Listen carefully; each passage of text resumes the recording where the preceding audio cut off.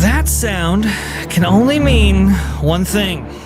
Yes, if you recognize the drums, if you recognize the orchestra, especially this part right here, this part I love. There you go, right there. Oblivion is back, apparently. 20 years! 20 years after it was originally released. Bethesda did tease about this yesterday, actually, on its Twitter account, saying just the, IV. And a little bit of a Oblivion screenshot back there, and everybody's like, uh-oh, is this really coming? Yes, it is. The remaster is here. Why am I talking about this on a theme park channel? Well, I'm talking about this on a theme park channel because I love immersive worlds, immersive environments. When you're growing up in Arizona, well, there wasn't many to be found, I must say. So my respite right there for a long time was Oblivion, and it is super cool that this is actually coming out. Actually, I think I was playing that up until when Skyrim came out in 2011. So that's just that tells you where we're at right now, and it is absolutely amazing to see. And it's really, really awesome. The remaster looks great. I actually downloaded it before this show, so because I knew 120 gigs. Well, that's going to take a little while, so I went ahead and got that started. Hopefully we don't have any dropouts. I don't think we will, but I just want to go ahead and share that with you guys because, well, we like to share a bit of our passions here on T3PO Live. But speaking of passionate people, let's go ahead and get everybody on. We have the amazing, the one, the only LW Ghost, all the way from Germany, Erica from Erica and Ralph. We have Nolan Thunder, and from California, Barry Plays 28. Hello, everybody. Thank you so much for joining us. What a Vash, crowd. I gotta say, that was probably one of the best intros I've ever seen for a stream. And I gotta say, you must clearly think that Morrowind is the best game in the series. You're clearly showing a lot of signs of that. Well, all I could think of was the actual origins of the word immersive is getting underwater, and growing up in dry Arizona, that's hard to do. So it makes sense that you would have immersive fantasy worlds in your youth. Absolutely, absolutely. You know, it's just that's just what it's all about right there. Speaking of Morrowind, well, may not have actually played it. Erica, how are you doing today?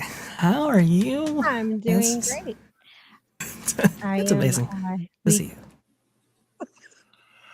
I just ordered a great custom-made European dining room table, so I'm excited to start collecting my European custom-made furniture. So when we get back to the States, I've got unique furniture from where we've been stationed. So that's awesome. That's great. Wow. Well, that's absolutely fantastic. I'm so glad you got some furniture in there, and I can't wait to see what the final result. Considering most Americans have imported Scandinavian furniture, it's called IKEA. But that's actually I very have a true. confession to make. Most of my house is IKEA furniture, and that's I'm desperately trying to replace all of that and have grown-up furniture. Wow. So what you guys it's don't quite all realize right. is the reason she's telling all of us on during the stream is after the show, she's going to need help moving said furniture, and not it. Uh-oh. Well, I've helped many None move of you before, want to so. fly out to help me move furniture around in my house? Maybe during Halloween? Oh, see? Thank you. I have a real friend. Halloween I was just in about to ask Erica, Deutschland. will there be pizza? Because if there's pizza there, then you can go ahead Week's and. pizza? Got plenty of pizza. I'll even make I'm you going to pizza. Germany. My No, I'm pizza's joking. You can sleep on the my custom pizza's table. so wrong. I do not do that. In to my costume, with a candle held between your arms, right? Your ghoulish power displays an era of foreboding, jawohl. Well, that got dark pretty quick right Don't there. give me ideas. There's no turning back now. Sorry, Yeah, Erica, go ahead, that's what please. they Look said when when you they play went into that, the 'cause I'm like, Sudetenland, yes. and look what happened. Oh boy. Well, speaking of flying around the world, apparently the prediction from many out there in the mainstream press is that Disney's not going to be doing so well when it comes to international visitation. I think we've talked about this somewhat before, how international visitation hasn't quite recovered from its pre-pandemic levels, but now there's this whole tariff issue Which that has might nothing be to do with it. I'm sorry, that's all politics. But right. what does a tariff have to do with getting on a plane and taking a vacation? Well, You maybe don't you can speak tariff to an this. airline ticket. You don't tariff a hotel room. Aren't there issues with exchange rates, Erica, or am I wrong about this? I haven't really asked around, and I'm not a financial person at all. The worst. I'd have to dig. Not directly. and find It's out. all anticipatory and fear mongering and all that kind of stuff in politics. But I did see that I think it was Delta has cut back enormously on their UK to Orlando and Germany to Orlando flights. Yeah. So, Yes, this they is have. Hollywood Can I say Inc., why? Are there any because of anticipating less traffic, I'm assuming. Because the problem is that a Disney vacation is expensive and people don't have, and besides, if well, we'll see what happens. I don't want to go too far into all of that, but you see, it is by continuing contention, and you guys have heard it here before, but I'll say it again. The real kick in Disney's pants that Epic is going to cause is not Epic. It's the fact that the people who decide to try Epic have never tried Islands or Universal Studios or Volcano Bay either. And as long as they're there on a multi-day deal where they have to go to the other places and they explore, they're going to say, well, golly, I didn't know all this was here. I was always down the road and told don't bother. That's what's going to kill it. That's what's going to really long-term harm Disney is people deciding to make a 3 and 4 and 5 and 6 day vacation up there, and then their one favorite park or ride in Disney gets a 1 day Uber and back. Yeah. So, without the concomitant hotel and restaurant revenue. So we'll see. I do agree. I think a lot of people are going to be going to this park right here. This footage provided by Ron from Follow the Bradley's Fun, actually. Thank you so Yeah. much for that. And hopefully we're going to have him on coming up later. I know he was on the pro show right there, so he might be taking a little bit of a break before coming on, but I really want to get his experiences regarding this whole thing. And Bob, I'm actually going to throw it to you in just a moment to talk about your experiences on booking a trip to Epic, because I think that's also very beneficial to those listening. So Pro was trying to share this article before. He could not because it was put behind a paywall. I actually found a copy of it that wasn't put behind a paywall, at least at the time. So here you go. Slowdown in tourists coming to the U.S. puts Disney's theme parks magic at risk. This is from CNBC. Polina Likos, it looks like, the writer. A slump in air travel to the United States is emerging in the wake of President Donald Trump's tariffs, and it could hit Walt Disney World's important theme park business where it hurts. With international guests accounting for 20% of Disney's park attendance in Orlando, Florida, and Anaheim, California, according to Barclays, the latest data on non-U.S. citizens traveling to America is troubling. Foreign arrivals year over year in March sank 9.6% to about 5.04 million. The International Trade Administration's passenger monitor shows things don't appear like they're going to get much better anytime soon. During Delta's post-earnings call earlier this month, President Glenn Hauenstein said that airlines they expect the airline upcoming June quarter revenue in a range of down 2% to up 2% year over year versus 3.3% growth in its just reported March quarter. CEO Ed Bastian said that, quote, consumers remain cautious about economic uncertainty around global trade. That's interesting. Let's cut to the please. chase, shall we? If Americans are delaying their trips to Orlando waiting for Epic to get open and running, why wouldn't Europeans? Right, exactly. Yep. Yeah. I mean, it's no different.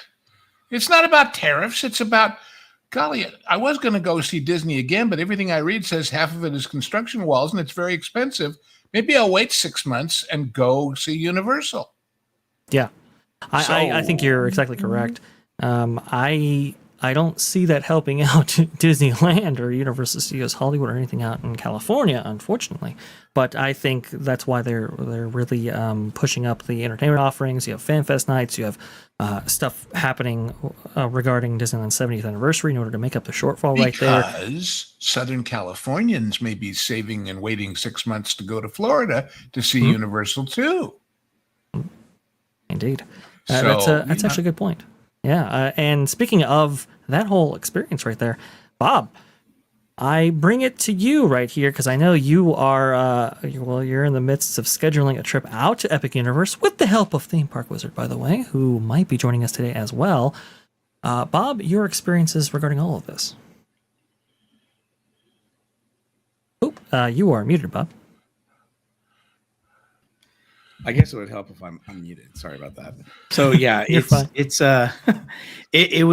I'm so excited because I finally finished booking my trip. The flight is booked, the hotel's booked, the theme park tickets are booked, and it's going to be epic.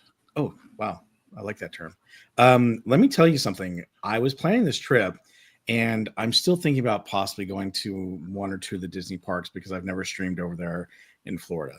But I got to be honest with you, if I wasn't a streamer, I would not be planning on going to Disney whatsoever. My whole stay is at Cabana Bay, and I'm staying at Universal, going to all the Universal parks.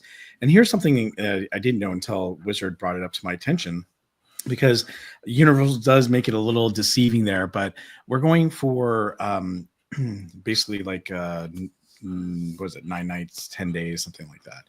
And I had only planned on going for at least 4 days, because when they offer you the tickets and you're booking, you can actually choose 3 parks because I wanted to go to Volcano Bay, Islands of Adventure, Universal Studios, but also Epic Universe. So 1 day.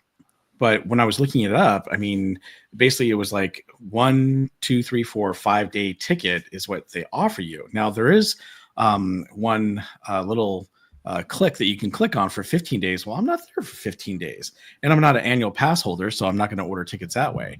However, if you click on 15 and you stay at least 8 days or more, you actually get the 3 park unlimited plus 1 day Universal Epic Universe ticket.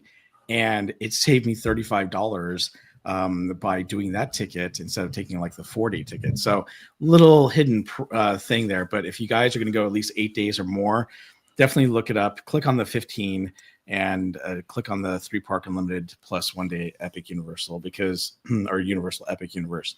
It's such a great deal. I decided not to stay at one of the new hotels just based on some of the reviews I've seen from Lorena Creole as well as some other streamers. And because I'd stayed at Cabana Bay before, I decided I'm going to stay at Cabana Bay again. I love that hotel. Plus, we're planning on going to Volcano Bay at least 2 or 3 times while we're there. And that's right next to our hotel. Right. So Right. it's a perfect opportunity. But I got to tell you, I'm so excited about this trip.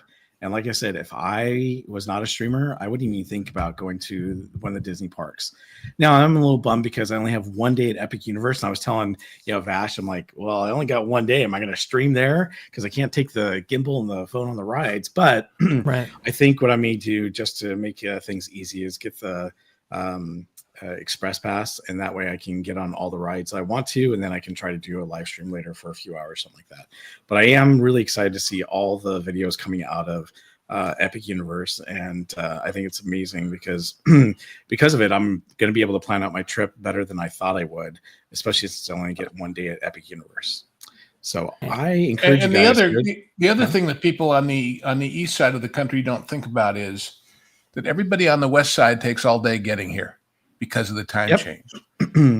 Even if it's a direct flight, it's like those 3 hours make a huge difference in your scheduling. It does actually. So I was in a little dilemma. My daughter is actually promoting from one grade to another right now. It's not a graduation, it's just promotion, as you can imagine. And her last day of school is the 23rd. And I told her, well, you can miss your day of school. And she's like, that's my last day to be with my friends. I'm like, okay. So now a dilemma as a parent was, okay, you can go to school the last day and we're going to take a flight within 4 hours out of California. We're leaving like at 4:11 p.m. We don't get into Florida until like 11:57 p.m. But the good news is we can sleep in the next morning, spend a day at the pool. And then because we have the unlimited ticket, we can just go to any of the parks anytime we want. We don't have to make a reservation or to go to Epic Universe or to any of the parks, unlike Disney. So that's pretty awesome. Yeah. A question. This unlimited deal, it's unlimited access to Epic Universe also? No, it's only unlimited to the 3 parks and then 1 day at Epic Universe. Okay. Yeah. I wish it was unlimited for Epic Universe because I gotta be honest with you. We're going there for basically 10 days, 9 nights, and to be there and only be able to go to Epic Universe 1 day is kind of disappointing. I really wish I could go at least 2 days. Especially, do you know the days you're going to be there? What days, what hours are going to be in effect? Because it seems to me, from everything I've seen, that Epic is a 1 day park and a 1 night park, and it's 2 different experiences. So if they close relatively early, then that's just 1 damn long day, as opposed to being able to go in the afternoon, catch the daytime stuff, and then stay later. So so that's one thing. So we'll be looking at is the park hours on the days, and that'll help me decide whether we're going to go like on Sunday or if we're going to go during a weekday. But yeah, it's one of those things where I will be paying attention to that because I want to maximize my time because we're only there for 1 day, and that's the thing. I really wish they would give you at least 2 days, not just 1 day. Again, I know it's a kind of a soft opening. They're trying to make sure that a lot of people go and whatnot. And also, I don't know if you guys have seen it, but there's also a little hack regarding the Battle of Ministry. And apparently, if you just keep refreshing the app, eventually the Battle for Ministry will pop up with a virtual queue for you. So the virtual people queue can get away. nature of it. Yes, I hope that they don't fix that by the time I get there, because I'm not going till I'm actually going the 23rd is when we leave, and we don't come back till the 1st of June. So I'm hoping that they keep that in there. They don't fix the hack. Yeah, well, you never know with those things. When people discover these things and publicize them, oops, they go away sometimes. They go away very quickly. The famous case, back when everybody in the universe bought the Stephen Birnbaum Disney book, he was asked and was put in the book, every ride has 2 lines. Which is the fastest? And he said, usually the left, because most of us are right-handed. We drive on the right. Everybody naturally migrates to the right line, so the left line is shorter. After that book got popular, it literally swapped because everybody read the book, tried to game the system, and got in the left-hand line, and now the right-hand line was shorter. So, people, the madness of crowds. I'm wondering, though, I'm wondering though, once the park is officially open to the public, and if you're staying in one of Universal's hotels, maybe they'll extend hours for Epic Universe so people can have So extended time. yeah, so I do have the deal where I get the extra hour in the morning. So that definitely will help as well. I was telling Vash. And I'm I said, told, I think, saw somebody say that if you have that extra hour deal, it's for Celestial Park and Nintendo. The others don't open until the regular time. Oh, that's think, interesting. really? I hadn't heard That's that. what I Oh, was. I'm gonna That's check what I into saw that. one blogger say, that that's the deal, is that you get Celestial Park and Nintendo for that extra hour. So go do those first, because everything else isn't there anyway, and you'll waste time trying to go there and get turned away. And the tragic thing is, that was what it was said. I have no verification. and the Well, tragic thing is now we're officially like what, less than a month out now, and we still don't know what the hours are going to be for We Epic are Universe. 1 month away today. Yeah, they don't show any of the hours. They know. or- They're just not telling. They know, yeah. Well, I'm sure once the 21st comes around, maybe they'll finally show what the hour is going to be for the 22nd, or when it gets closer. Definitely by the 22nd, we'll know exactly what those hours are. And I'm looking forward to seeing what they are, because I want to make sure I plan out my trip correctly. Am I right that they have not, during all these previews, done the fireworks show yet? No, I haven't they seen haven't. anything about the You would've fireworks. I haven't known. seen anything, because I saw one guy who obviously wasn't really well informed, but who went on one of the preview days, and he said, "And I don't know about. I think they have a fireworks show, but." And I'm going, "Yes, they do." But we saw them testing it before they opened it, but they haven't shown it off. They have shown off the fountain shows, which look fantastic. The other night when Lorena was doing her walkthrough, she more or less ended the day in front of the fountain, and Bellagio eats your heart out. It was just beautiful because it had so much more color than Bellagio does. Anyway, that was my impression. Erica, you were going I'm to say something. real fast. I'm hoping like 9 to 11 for when and we're in daylight savings, so the sun goes down later, even in Florida. Maybe not as late as up north, like Germany or like Washington State, because we're kind of in that. But I'm really hoping for the evening, because it's such a different park in the evening, and it seems like this park is the draw is really going to be more in the evening than during the day for a lot of people. And it'd be nice for at least the hotel guest if Universal could extend, Yeah. time According in to, the evening, not just in the morning. I just looked it up, and tonight, sunset in Orlando is at 7:56 p.m. Right. Which is probably So- going to be more like 8 or Yeah. 8:30 or something like that Yeah. during the The summer. last thing we want this is just They be close at another 9, Animal you're not getting Kingdom much- to where people see all Yeah. the cool footage of the nighttime experience stuff, but people don't even get a chance to do it. Like, what's the point of how much budget has been allocated onto installing all these crazy rave lights in the Epic Universe, and people can only see it for like an hour or two during the summer? I say Unless they're up there at have the this thing bar go to at 1 in the Helios. morning. Yeah, true. Erica? Which I found one guy say, it's great and the food looks superb, but if you sit in the outdoors part of the bar up there, either side of the dome, the no-see-em bugs will eat you alive. So they'll have to do something about that. Well, It's the amazing how No, go ahead, it's Erica. like how high a wasp can I was fly. surprised. Yes, I was surprised that they were that far off the ground too. But I guess all of those goodies and drinks and desserts that I saw were drawing them a little bit too with their aromas. Oh yeah, sweet drinks will attract bees. Don't even get me started. Well, this isn't bees. The famous Florida no-see-ems, which are those little gnat-like things that nibble on you. But Fan fleas, Fun. like the ones on the beach. Oh gosh, those things are horrible.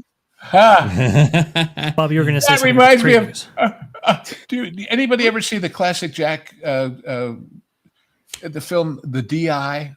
with Jack Webb, where he's a Marine drill sergeant at Paris Island, and some guy swats a bug, and that breaks discipline, so he takes the whole troop out on the beach. He says, "Now you swatted that bug, but we're going to find it and give it a proper burial." And this whole Marine platoon is out there in the middle of the night digging around in the sand. And one guy said, "I found the flea, sir. I found the flea." And he brought it up to him. And he turns to the guy that swatted. He says, "Wilson," or whatever his name is. He says, "Was that flea you swatted male or female?" And he says, "Female, sir." And he takes a look. He says, "That's not the one. Keep looking." Great movie. So The DI, what I was if going you've to say never is that the Epic Universe preview right now is only 11 a.m. to 9 p.m., which seems a little odd. They're not starting till 11. I'm really hoping that the hour is going to be like at 9 a.m. with most of the parks, with Islands of Adventure and Universal Studios. And I really hope that they go for sure at least until 11 o'clock. I would love to see them go later, but it just depends. I mean, not sure what they're planning to do. To me, they should go to midnight, but that's just me. Well, think of it. 1 a.m. 1 a.m. If they're gonna have an evening show to close out each night, then common sense only tells me that they should be staying open a little later to accommodate, time for the show and then closing out the park. They're giving a little bit of hope. In the park later. They just aren't letting any new people in after that certain time. Yeah. Well, I don't know why, but the Florida parks seem to close a little bit earlier than like the California parks, and it kind of drives me nuts that they don't stay open a little bit later than I think One they is should. One is to reduce operational. Sure. What is it? Costs, and the other is to extend out people's vacations artificially. So, and remember, everybody's practicing, including the overnight maintenance people. So if they have a couple extra hours to play without people there, that's good for them too. True. They act like they don't have the crowd, to spend the money and to be there. Like, to me, that's just dumb. Like, it's Florida, like just stay open later, and a place like Epic Universe, they're going to want them snacks and those little glowy toys, in the evening, more so than Disney. Because you think anybody's going to kick you out if you're buying merch at the stroke of? Exactly. They'll close the door, but they won't let new people in, but they'll let you. Ladies and gentlemen, please collect up all your purchases and proceed to the checkout counter, but that'll take 20, 30 minutes to get everybody out of there. So. Well, usually it's an hour to close out a theme park. And this is one thing about Disney they don't tell you is they close at 10 to the public, but really they don't shut down to 11. They just don't tell you that. Yeah. Because it takes an hour to clear the park out. Yep. So you can theoretically stroll, hop on a few rides, walking on your way out. Now, I don't know if that rings true for other theme parks. I would assume with crowds that Universal is going to be dealing with, they're going to have to make adjustments, and they're going to have to, in a sense, mirror what Disney has had to do for decades because of their popularity up until now. So now it's like, all right, Universal, you've got to step up your game. You've already gotten the attention of the audience that Disney's lost, and look at what worked so well for Disney for so many years. So it's, to me, common sense. Stay. If Taco Bell can be open in the morning, so can they. But we want to spend the money. Thank you. So stay open later. That's all I'm saying. If you're a hotel guest at Helios and you come out of the park at 9 and say, well, let's go up to the bar and the lights are still on. You can see the view and we'll have a couple of drinks and some dessert or a snack or something. That's not going to close. That's going to stay open till 11, 12 o'clock for sure. Especially at $25 a cup. Will you marry me? Yeah, there you go. That's going to take place a lot on that roof. Just saying. Oh, yeah. Let's talk about that roof, actually, because well, you might have heard me mention, excuse me, as if, although she knew it was coming, I formally proposed to my wife at the upstairs at New Orleans Square out on the patio where we were having the dessert showing of Fantasmic. So there you go. Oh my gosh. Yes, it do happen. Castle.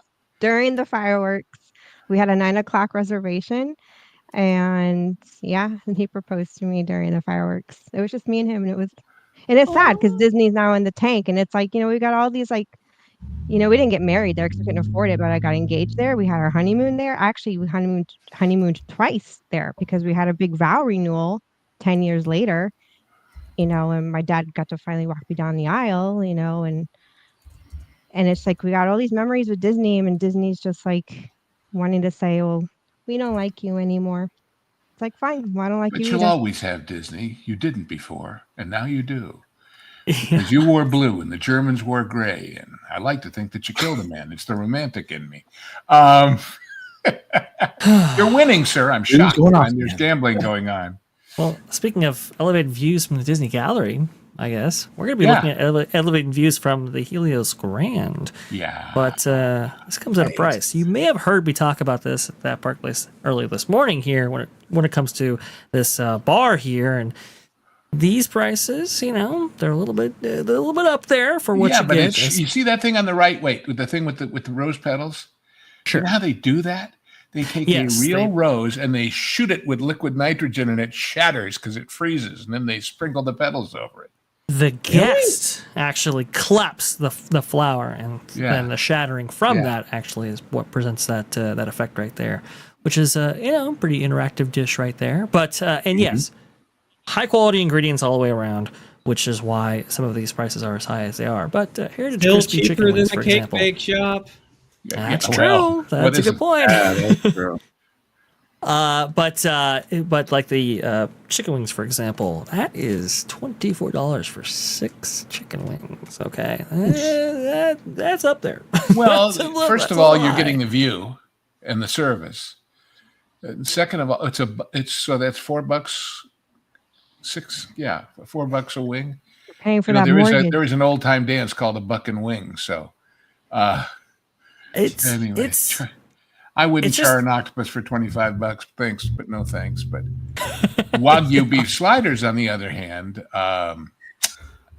You know, these aren't bad, but I thought it would be a lot worse, honestly. Like, none of these are breaking 40. I thought for like something as like crazy as this, I thought they were going to price gouge to all heck. But honestly, I was expecting worse. Well, they do have a Many ideas. what is it? A $225. Let's see here. Yeah, seafood tower. Oh yeah, no.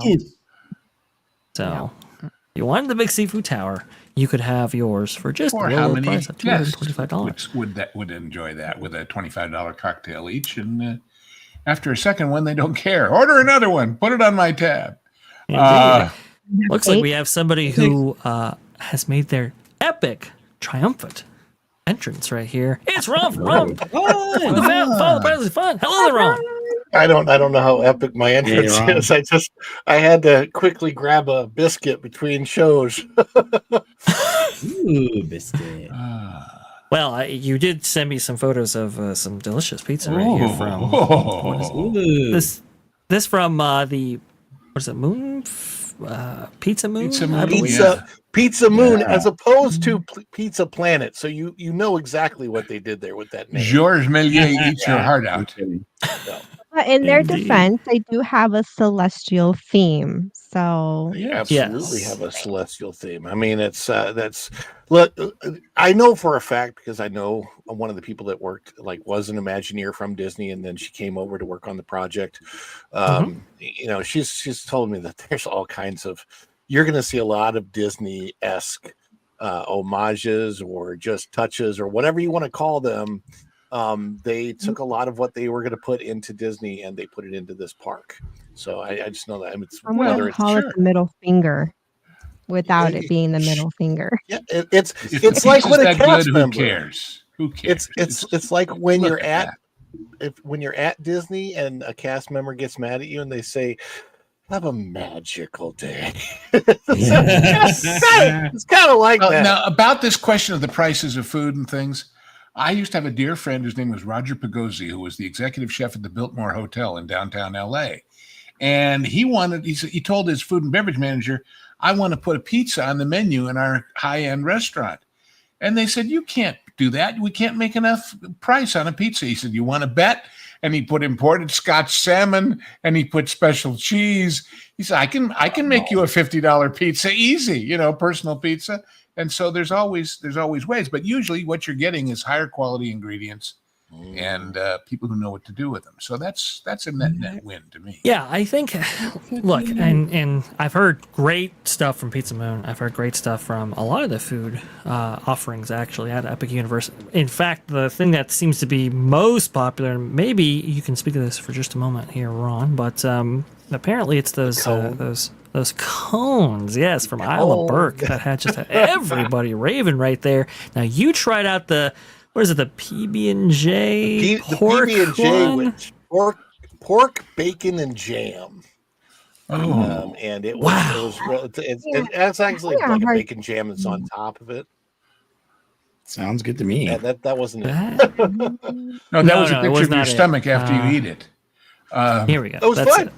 It was fine. It actually, my. what it hurt more than anything else after I ate it was my hand, because once I got that paper off, all that stuff on the outside, it sticks to your hand. Yeah, well, it's finger looking good. It was. Yeah, I love anything that I can eat with my hands, like a sandwich or a burger or anything like that. But I will say, after eating this, it's probably safe to like put it on a plate and divide it up. But I ate it as a cone all the way through, and it was. Now, is that like what, pesto on top? It's some type of the a green, pesto, but it has a really interesting flavor to it, like a bite. I can't exactly explain it. Avocado? I wish I would have asked. It's not avocado. Like wasabi? It's definitely not. Probably tomatillo is what I was guessing, but or basil and it's pesto of some kind. But gee, it looks good.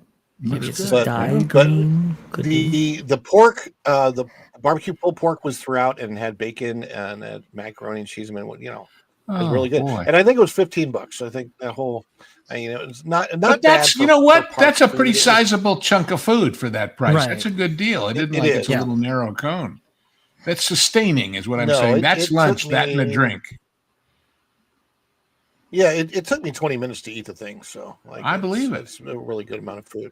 That's a pretty good exchange right there, I will say. The food offerings at Epic Universe, I think, are pretty well priced, and I've heard some really great reviews for those. These ones obviously are a little bit more expensive here at the Bar Helios, but obviously it's a little bit elevated dining there. Elevated literally in more ways than one, yes. But here's the thing that people are really talking about here, which I want to go ahead and put these thoughts forward towards the panel. Universal Orlando Resort responded to somebody asking about the parking situation out there by the Helios Grand. It says this: non-registered guests who dine at Universal Helios Grand Hotel and spend a minimum amount at select venues can have their parking validated. Okay, to do this, a minimum of $50 must be spent at Bar Helios, which you can do in a moment. Yeah, it's like two items, right? $75 must be spent at Flora Taverna. But please be advised that this will only be valid for under 4 hours, and if parking exceeds the 4 hours allotted, a normal daily cell parking rate of $125 will be applied. This is called get people to come over from the other hotels, park their car, go upstairs, enjoy the fireworks and the fountains, have something to eat, and go back. Not come stay at the park all day. No, right. But it should also be noted that if you are staying at any of the Universal hotels, you're going to have free transportation there. So right, that's true. And also, too, if you're an annual pass holder who has parking privileges, well, then you can go ahead and utilize those. Yeah, but I'm thinking if you just live in the area and you don't have an annual pass and you just want to go out for a nice evening of a couple of drinks and something fancy, throwing in the parking is no skin off their nose and is a good idea. It's going to fill in those less than peak moments with locals. Yeah. That's a fair point. You can see right here, this is the parking lot for Epic, and you can see it's pretty full even during preview periods. Now, Culture did point out something worth noting, which is a lot of people are driving in to this place right now in order to take advantage of these previews, obviously, for a normal day in which all these resorts are operating and so forth. Well, people are going to be using various methods of transportation in order to get inside Epic Universe. The majority of people will probably be on the bus from the other hotels. Or Uber or anything else. That would be me. You're talking what? I think this is like around 4,000 spaces roughly here for this parking lot. It's not a lot, especially when you consider like a Disneyland Resort, for example, when it had Disneyland and Disney California Adventure back in 2001 of February of that year. I think it opened with the Mickey and French parking structure, which was only about 10,000 spaces, and that was very much underserved, that resort right there. So 3,000 or 4,000 is not a lot. Now, Erica, you said something very interesting today on That Park Place, talking about why they might have not gone with a parking structure for this new resort park. Please go ahead and give us your opinion on that. So the park is right next to Lockheed Martin, and Lockheed Martin is a huge company that contracts with the federal government, and they do a lot of top secret stuff for the DoD. And you can't have a parking garage that's elevated Where where spies anyone can look down see on it. over, where they can look down on any aerial. It would be like looking down on a military flight line, and places like Lockheed Martin and Raytheon, L3Com, all these other big contractors, they're treated as such, and they're very protective for obvious reasons.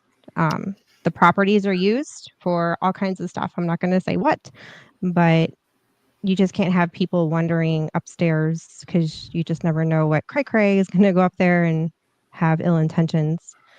But I'm thinking maybe down the pipeline, once Lockheed most likely will sell the rest of their property and move, then Universal may have the freedom to then implement parking garage. It's also But for interesting now, to me it's just a risk.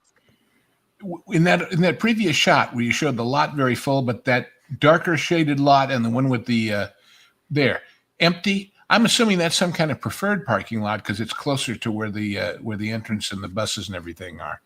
I think And the it's darker empty. portion is Well, yeah, solar panels. I Solar, but the believe. one to You the can left tell. of it Mhm. is like empty, even in that other full shot.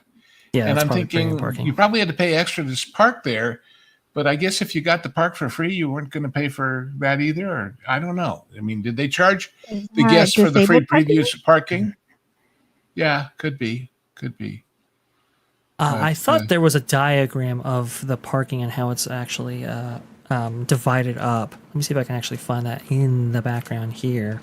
But I think parking, for Epic Universe, I think they're predicting it's going to be maybe a little bit, underserved in that regard, and that's why they are protecting their other ancillary lots around there as aggressively as they are with the pricing and so forth. We heard a lot from Terra Luna and Stella Nova and how it was like $65 to $70 for parking there. It kind of makes sense when you. Well, it's like what happened at Disneyland back when you used to be able to park at the hotel and it was no big deal, and you took the monorail in, and then Right. suddenly, no, you couldn't. It cost lots of money to do it. So, Right, indeed. Let me see here. I'm trying to find it, guys. Sorry, I thought I had it in a link on my other system, but I seem to have lost it. Nolan, do you? How will you actually be traveling to Epic Universe upon your arrival? I wonder. So we're going to be staying at a Universal hotel. We got the multi-day pass thing. We're going to be taking a flight to bring down because we're quite a few states away. Like it'd be a long drive, and we're just going to Lyft and Uber the whole time while we're down there and stuff. Well, easy in is easy out. Gotcha. Let's see here. I believe BioReconstruct may have had something as well. Now, Bob, you were actually talking about, and I think you mentioned it when you were talking about your trip to Epic, but just wanted to go ahead and clarify. You were looking at the Stella Nova originally, and then based on Lorena's reviews, you were like, no, not for me. Apparently, it wasn't now just you're Stella Nova, but some of the reviews I saw for Terra Nova, I'm like, oh my gosh, I'm just gonna go to a tried and true favorite, hotel that I know is good. well, plus it puts you near more of the places you're going. As much as you'd like to spend the whole trip at Epic, maybe you're not. So why not be right there where the park is? The other park, adjacent to water park. Volcano Bay is awesome. That's fantastic. It is. It's amazing. I love that place. I've never looks like been. I'm I can't wait to go. And we're going to do the same thing. We're going to take the Universal buses to all the different Universal parks, and then we're just going to Uber, everywhere else, and just like Nolan. So, yeah, it makes sense. Oh, the covered parking might have been dedicated to charging stations. I was thinking about that for the for the electric vehicles. Okay. Now, do they let you charge up and then you have to go park somewhere else, or can you leave your car there all day with the charger on? Well, I have a feeling you're going to be able to leave your car there. That's what they do at most of the theme parks that I go to that have the charging stations. So you plug it in and you just end up staying there all day. Now, I thought at Disneyland Resort they were talking about maybe enforcing, like you can only like park in those spaces for like 2 hours or something like that. I remember hearing a report about that some time Talked ago. about it, but they've never enforced it and they've never changed anything, and people just park there all day. Whew, man, that would have been terrible. I like how much Bob gloats about eco stuff, but yeah, he won't put like those charging stations in every parking spot. So it's like, hey, take a pick, whichever vehicle you have there, you know? I wonder if they have to have extra security because of all these morons attacking Teslas.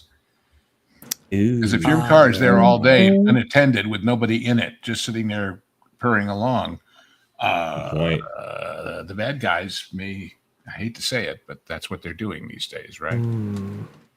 Indeed, that's true. Let's see here. And it has to be physical people. The cameras don't seem to intimidate these idiots because every Tesla has all these survey cameras all around it that catch everybody in the act. So, but the object of security is to inhibit them from doing it in the first place, not to catch them after the fact, you know? Right, right. Man, I can't find it. There was somebody had a diagram. I have it somewhere, but I'm not quite sure where that was placed. If I find it in the middle of the show, though, I will definitely share it. But $125, it's a lot, but, you know, again, if you want to go to Epic, there are multiple ways to get there. Now, Disney seems to be responding in a number of ways to Epic Universe, and I thought we could go over at least some of them, and especially I want to really pick Erica and Bob's brain because I think who they are targeting with some of these deals and discounts, I think is very fascinating. Here you go from Drew Smith here. Drew Disney Do. Disney announces early theme park entry, extended evening hours, and free water park admission on check-in day. Will return in 2026 for Disney Resort Hotel guests. Kids will receive a free dining plan, ages 3 to 9, when purchasing a dining plan as part of a package. You can see right there, kids eat free. That is actually starting today and continuing into 2026, along with all these other discounts and offers and all of that.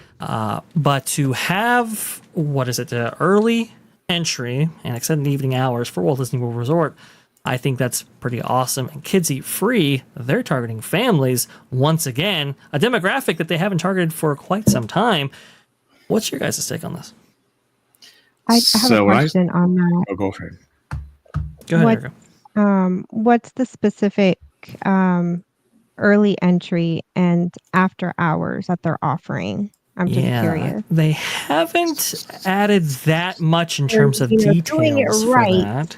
And then there's so here's the thing. They actually say Disney Resort Hotel guests may continue to enjoy early theme park entry, complimentary transportation, free parking, early access to dining reservations, other perks, but it doesn't say what. And it's right there, I guess. It says theme parks within 30 minutes. And then guests of Disney. 30 minutes? Yeah, 30 minutes. That long to get through security. Yeah, but that's a good point. I mean, for God's sakes, they can't even do an hour, let alone 2? 30 damn minutes? Correct theme parks on certain days. Okay, so nothing's changed then. You know, they're framing this like it's something new. But if you're paying attention and staying on top of Disney and their offerings, this is nothing new. And I'm sorry, but Disney, if you want to give someone a real perk, go back to pre-COVID days. Get your head out of your rear end and get to some real business decisions that would make me want to spend money with you again. Give me 3 hours after hours, all hotel guests like it used to be. Give me 1 hour in the morning prior to opening. You know, it's either stupidity or laziness. No, let me tell you what it is. These executives who would make those decisions have to answer to somebody above them and show them in dollars that, hey, if we let them in for those 3 hours, we will make more on merch and food sales and whatever when they're in there than we would have otherwise. And they can't do it. Right. So this In morning, other words, And it's that's all about the net of the act, not just the act itself bringing more people in to these bean no, counter idiots that supervise the people who make those choices. and you know what I say to that? Give me something where I feel like I'm getting value for my dollar, and Oh, maybe you'll get more money out of me. yeah, well, I agree, but they want a Please. guarantee. That's the kind of idiots they are. well, that's a point. Yeah, Well, look, it when I takes was, a and I village. know it's not They're a going to show whole up in village my, of idiots. well, so here, I'm going to I take can out my really background there disagree with them. because it doesn't show up well. But when I was going through my phone this morning, I was actually scrolling through all the different things that they had to offer. I was like, wait, this is all the same stuff. There's nothing new here. What's going on? And then it's like, oh, so you bring your kids 3 to 9 and you can have a dining plan, but you have to buy a dining plan too. I'm like, seriously. And the more I looked at this, the more I went, I'm happy about my booking to Universal Studios, Florida, Yeah. because that is a way better deal than what, Disney is giving to their folks. They're And treating you trying like a to- grown-up. Right. When And if are you they're coming trying out here? to- I'm coming out You're getting, the 23rd through of May through June 1st. I and you're will. getting I will hang out with you. part of the full operation. Half of it's not under construction. The attractions, for the most part, you're confident that they're going to work. And even if something goes awry, there's grace to be given here for Universal because it is a brand new park. Disney, on the other hand, has absolutely zero excuses. None. Other than they're just cheap and lazy. Well, and that's what's going to catch up with them, which I'm fine with. Look, Yeah. I love Disney. I love going to the theme parks. I enjoy, experiencing theme parks and live streams. But I got to be honest with you. We were talking about this last night on my Park Streamers Hangout show with Cordy and Theme Park Casual. And the thing is, they keep offering you less and less, but charging you more and more. So it's going to get to a point where you're just going to say, you're not giving me anything. Like Erica was just saying, it's not worth my time or money. Why am I going to give you more money if you're going to keep offering less? If you're just going to keep doing this, there's no benefit to me. So I'm not going to go. And like I said, when I booked this Universal trip, when I realized what a great deal I was getting and how I was getting the unlimited ticket, I was like, I don't need to go to Walt Disney World. But then I was like, I'm a streamer and I need to go there because my viewers want to see, those two parks that I'm thinking about going to. So I'll probably do those two parks that, everyone wants to see. And then I'm going to spend the rest of the time at Universal having a great time.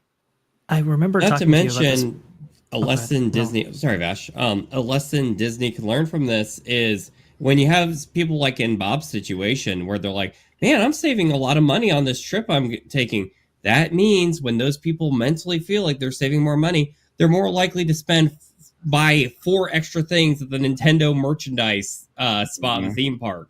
You're more inclined, you don't feel like you're stressing about money the whole time. So in turn, everyone who goes on theme park trips, they're going to spend a lot of money. You go to have fun. It just naturally happens. But if you have that healthy mindset where you're not stressed about it, you're going to naturally buy more in the trip. And the people at Anaheim just can't get through their skulls. And by the way, when you buy merch at the parks that has the park name or the character name or the logo on it, and you go home and wear it, you're a walking billboard. People, hey, did you go? Oh, yeah. Was it good? Oh, yeah, it was. I remember when I was at film school a million years ago at USC, in those primitive days, when somebody would show up at school with a T-shirt with a movie logo on it, there was this crusty old prof who would look at them and say, what, did they pay you to wear that around to advertise their movie? And no, I paid them was the answer that you had to give. Well, golly, and with the stuff I've seen in video from Universal, God, there have been jackets of IP that I have no relationship or care about that I just said, gosh, that's neat. I wonder if it comes in my size, even if it is $80, So, it's all connected. It's what do they call it? The flywheel. Yes. Nolan said something. Nolan said something very funny. Nolan said, more than once.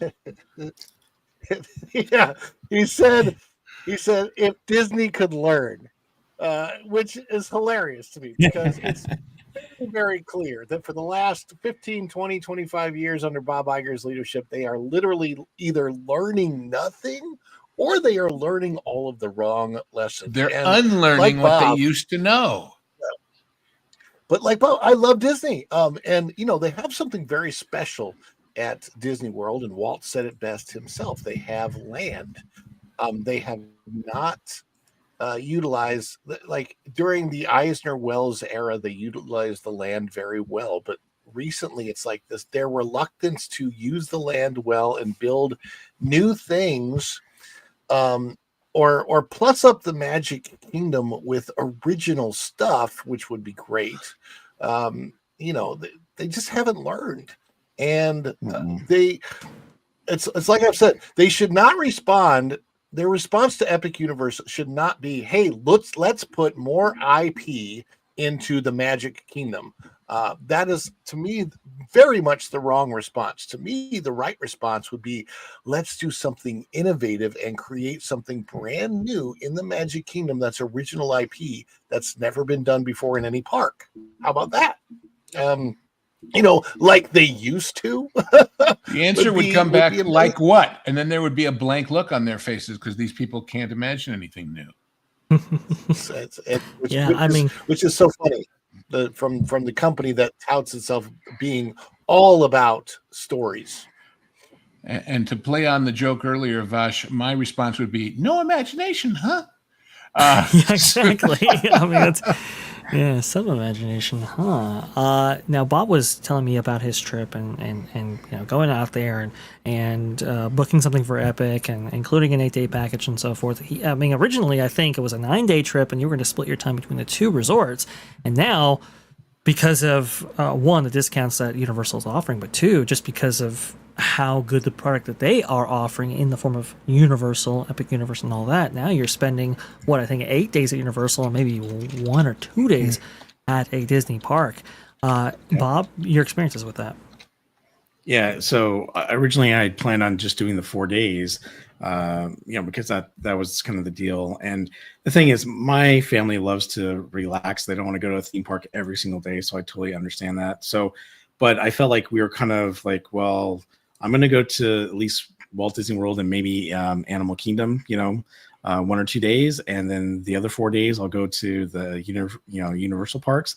And then when we found out we get the unlimited ticket for the whole entire time we're there, we were like, wow, that took a lot of stress and worry off of what days we're going to try to go to, the Universal theme parks for those 4 days. Now, granted, we basically get to go any day we wanted to on those 4 days, but now we don't have to worry about it. Now we can go every single day. They're park to park.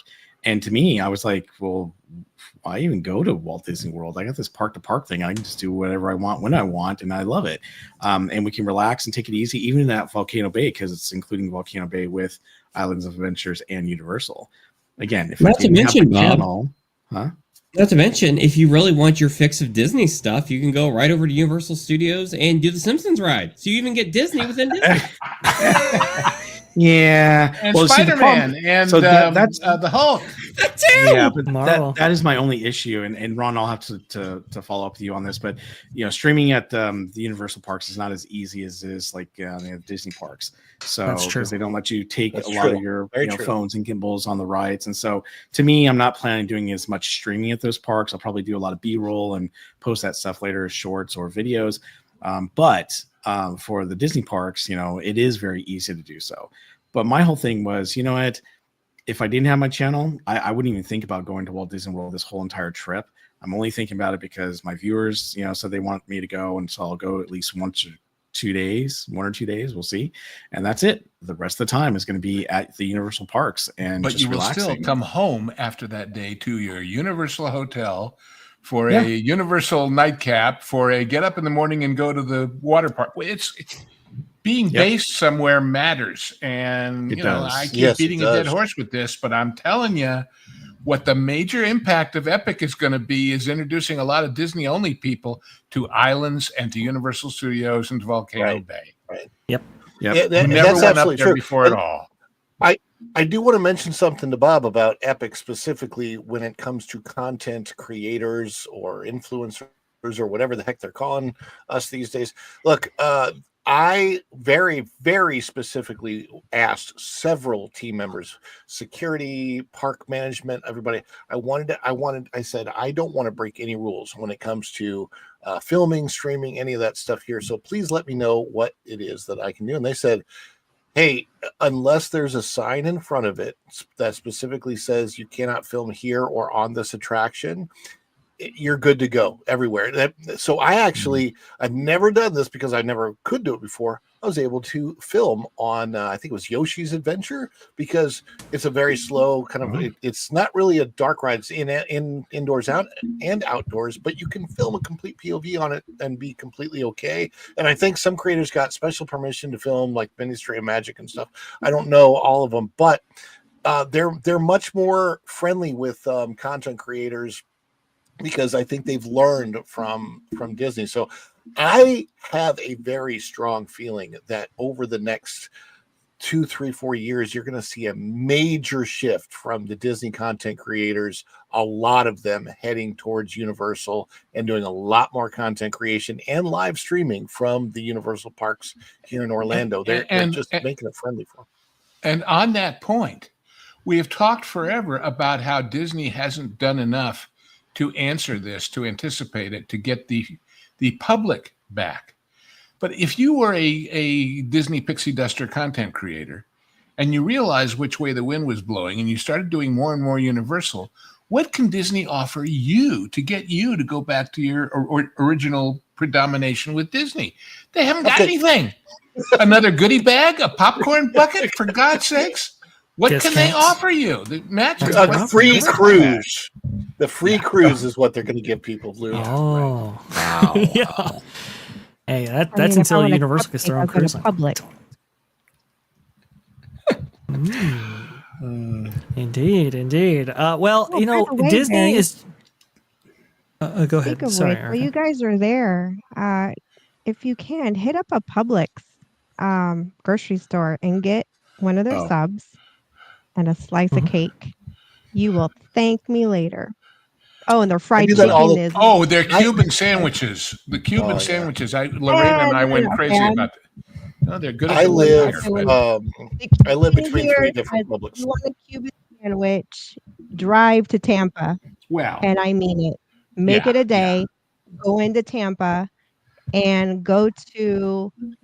Honestly, anywhere in Tampa has a really good Cuban sandwich. But my favorite place is going to be La Florida Bakery. It's in West Tampa on Columbus Drive. And they only speak Spanish, but you know what? You can get around it. They understand Cuban sandwich. I have an interpreter. And you will die walking into that bakery because it is just, it's marvelous. It's been there forever. It is almost a historic Cuban bakery in West Tampa. We typically do when we go to Florida, though, and we're staying at the Universal hotels, is we did this last time and it worked well. We went to a Publix or a grocery store, just bought a bunch of, snacks and waters and things like that, took it back to our room, and we used those to take to theme parks and snack when we weren't, eating at the restaurants or whatnot. And it was great.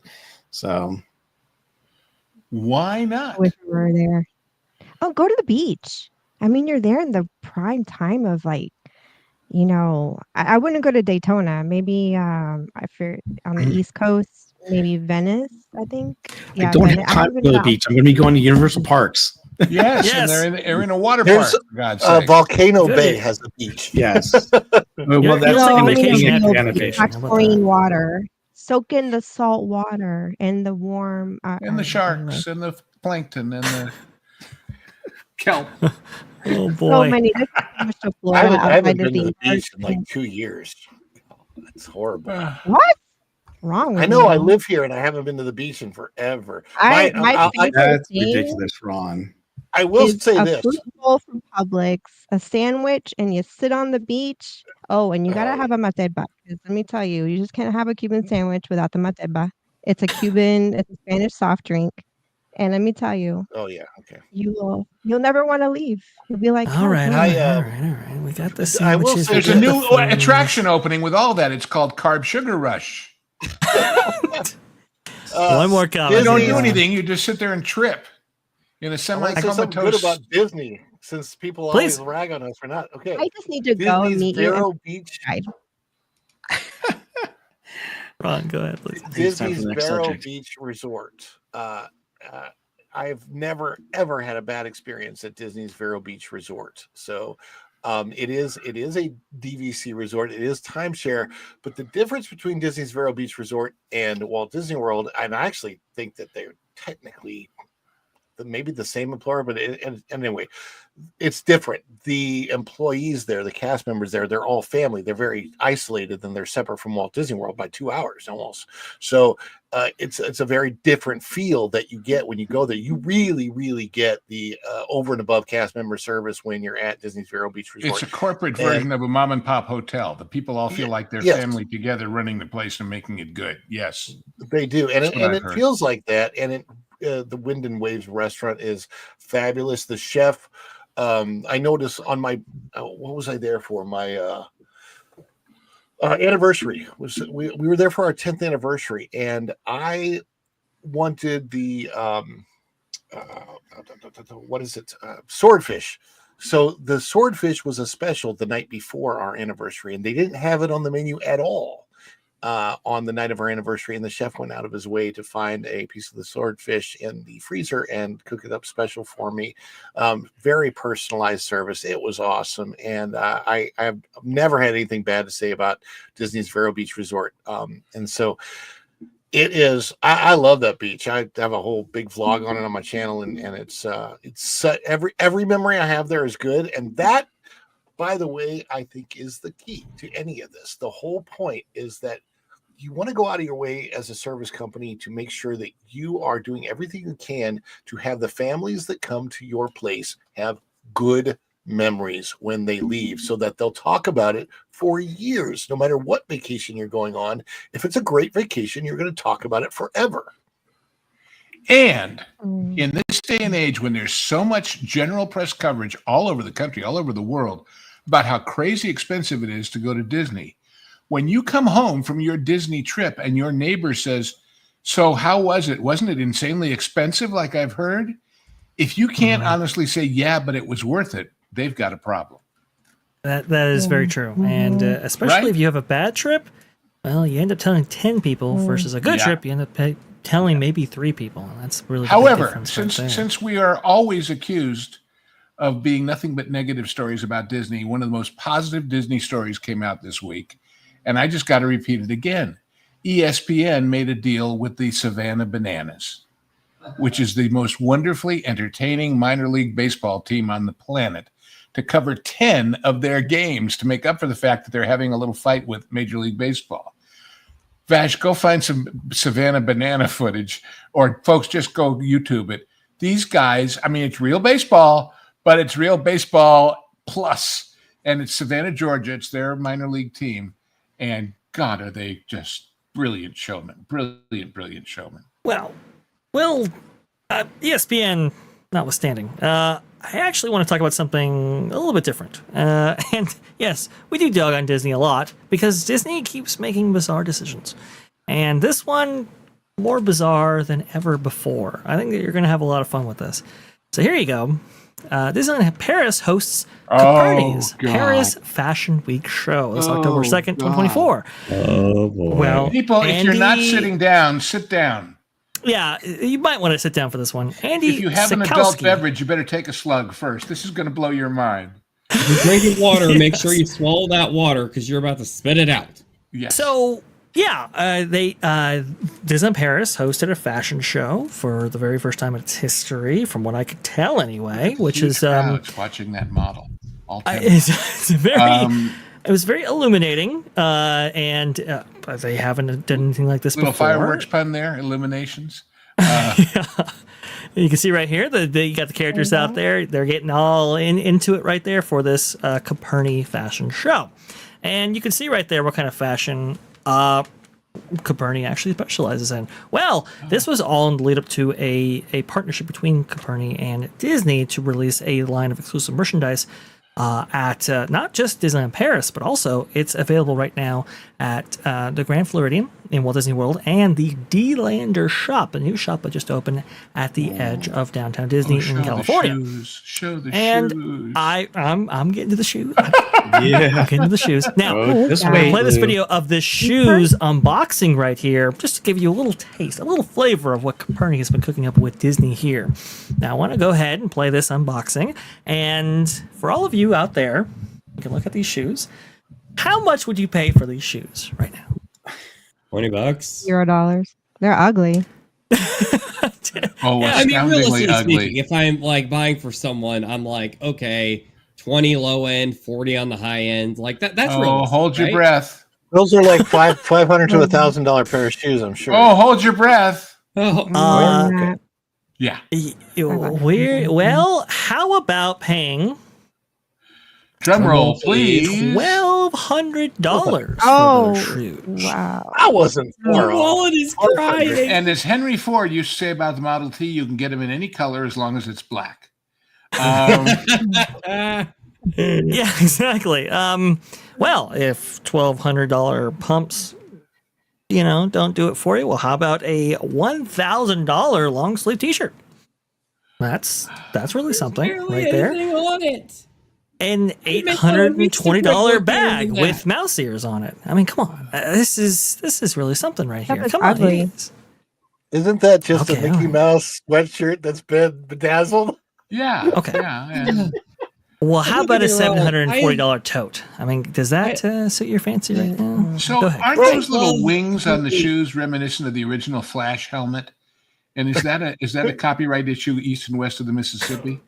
I feel like Bowser horns a bit from like Mario. Yeah, maybe. Like, I'm all It's about very, cool very clear fashion. these Oh, models don't what spend is their the- money on food. What is the pink sleeve thing? My God. The taffeta sleeved Taffeta. jersey dress? Fabric. Come on there, Lou. This is absolutely Okay, up your alley right here. the sleeves are not even attached to the dress. How is that not considered an accessory you buy separately? And by the way, you can go anywhere and get a simple black dress like that at a secondhand store. And it And go looks to your the local same. You're Hobby only Lobby and buy paying- that fabric too. Now, Python Yeah, you know how to embossed. deal with it, don't. Wait, Python embossed $500 bridge. hoodie. Oh, I see. well, do you guys we remember have the when- hoodie right there, and apparently it's a hot item, as you can see right here from this Priceless stock. at the end.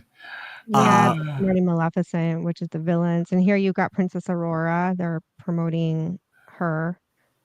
Now that Oh, shirt is that's actually really sold out on the Copernic website. That's about $400. And this right here, well, not the hoodie, but this shirt right here, I believe that was about $500 right there. And again, this is all. What is their inventory though? I mean, is it like they had like 1,000 in inventory and they're selling out like hotcakes, or they only had like 5? And they They make them to order when somebody's stupid enough to charge the $1,200 on their All card. right, see there Lou, you go. I think you have a trust story your for this. judgment. All I know is when Papa gets the bill on your credit card, ladies, if you buy this stuff, it's going to be a case of Copernicusing. Just one bite right there, $340. Toes on the shoes. I want to see this. The toes. Oh my Well, God! if you like them in ballerina. white, you're gonna love them. But the in Japanese flesh have tone. those all the time, right? Oh man! So bad. If you thought your feet were ugly before, ladies, here's your chance to make them uglier. A friend of mine, her daughter, she's like a niece to me, is a ballerina. I mean, a real like ballerina. She got a job offer with the Russian ballet company. And I'm just sitting here like, she would absolutely die. Not to Oh, mention, this how long would it take for that so light hard. color to get dirty walking down a real street anywhere? Nash, can you pull up the Just One Bite shirt again, please? Yes. Just one bite Let's go shirt. ahead and bring up the Just One Bite T-shirt for I think $340. Is that right? It's sort of the reverse of No, I Love I'm not New even York. going Isn't it? I'm not even going to act like, because I am all about going to having some fun, go to a name brand store. As long as you got some nice stuff, get some Calvin Klein, the works, whatever. It's a fun thing to do. This is a Redbubble t-shirt for $340 when you can get that for like $30. This is like, okay, I'm going to get close now for a second. Most of this fashion here sucks. It's not classy. It's trashy, and I think it looks terrible, and it's overpriced. Sorry, and it's all posed by people who look like they would rather be anywhere else than standing there in it. They're also unhappy. They're also surly. I have a no video. I can't believe how much they're charging for this. Even if I had that kind of money, I just cannot justify spending it. Then again, I'd look. I don't think I wearing spent that shirt, too. $340 on all the T-shirts I own combined. But that's just me. Oh, 5-toe ballerina belt flat. Oh, I see. There's Oh a my belt. god, for those the are strap. terrible. Because ballerinas wear 910? belts, right? Ugh. Yeah. It'll take more than one belt for me to shell out that much money, I got to tell you. Well, that's the thing. Yes. Okay. So this is a French brand here by a Parisian couple creating this. So yes, it is French for sure. Of but course. this is being sold in the United States, and What's the French word for disgusting? Brie Larson some of comes these from a things- French background, too. That doesn't make her good. some of these things are Oh. sold out, like I was saying before. So if we go If back you're- here, You know, the gown, that gown, now that is a beautiful gown, and that is worth the price. Why But that do they is the sell only a thing I can justify. Why do they sell a Sleeping gown. bustier with a girl with no boost? Yay. These are all sold out. now that's terrible. Come on, you got to take that What? back. That is Head and shoulders that above any is joke you've made awful. all day. Anyway,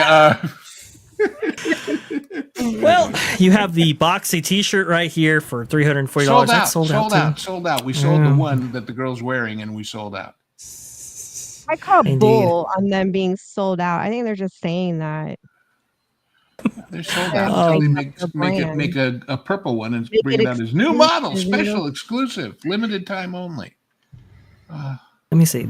Somebody was wearing the pumps and it was. Flying These out. people never smile. Here we go. You mean Reebok? You got to see the. Yeah, you got to see the $1,200 shoes on flip somebody flops. to really. Clops, I to would really call get, them, 'cause that's um, probably the sound they make with those ears hitting the ground. Oh, come on. Okay, am I the only one that thinks this is just terrible? Like, it's like you're rubbing Mickey Mouse's face on the ground every time you stomp. It's like you're Look. stomping on his face. I can't Like, even why say would Crocs. someone- Those are Who worse knew than Mickey Crocs. was a toe sucker is what you're trying to say. It's $1,200. God, Lou. Bob, I need you to go down to From D-Lander right imagination, now. I need to get a picture of these in the shop. It's just. Oh, this is absolutely Seriously? fantastic. Actually, no. I'm thinking I may have Ready go to down wear. there.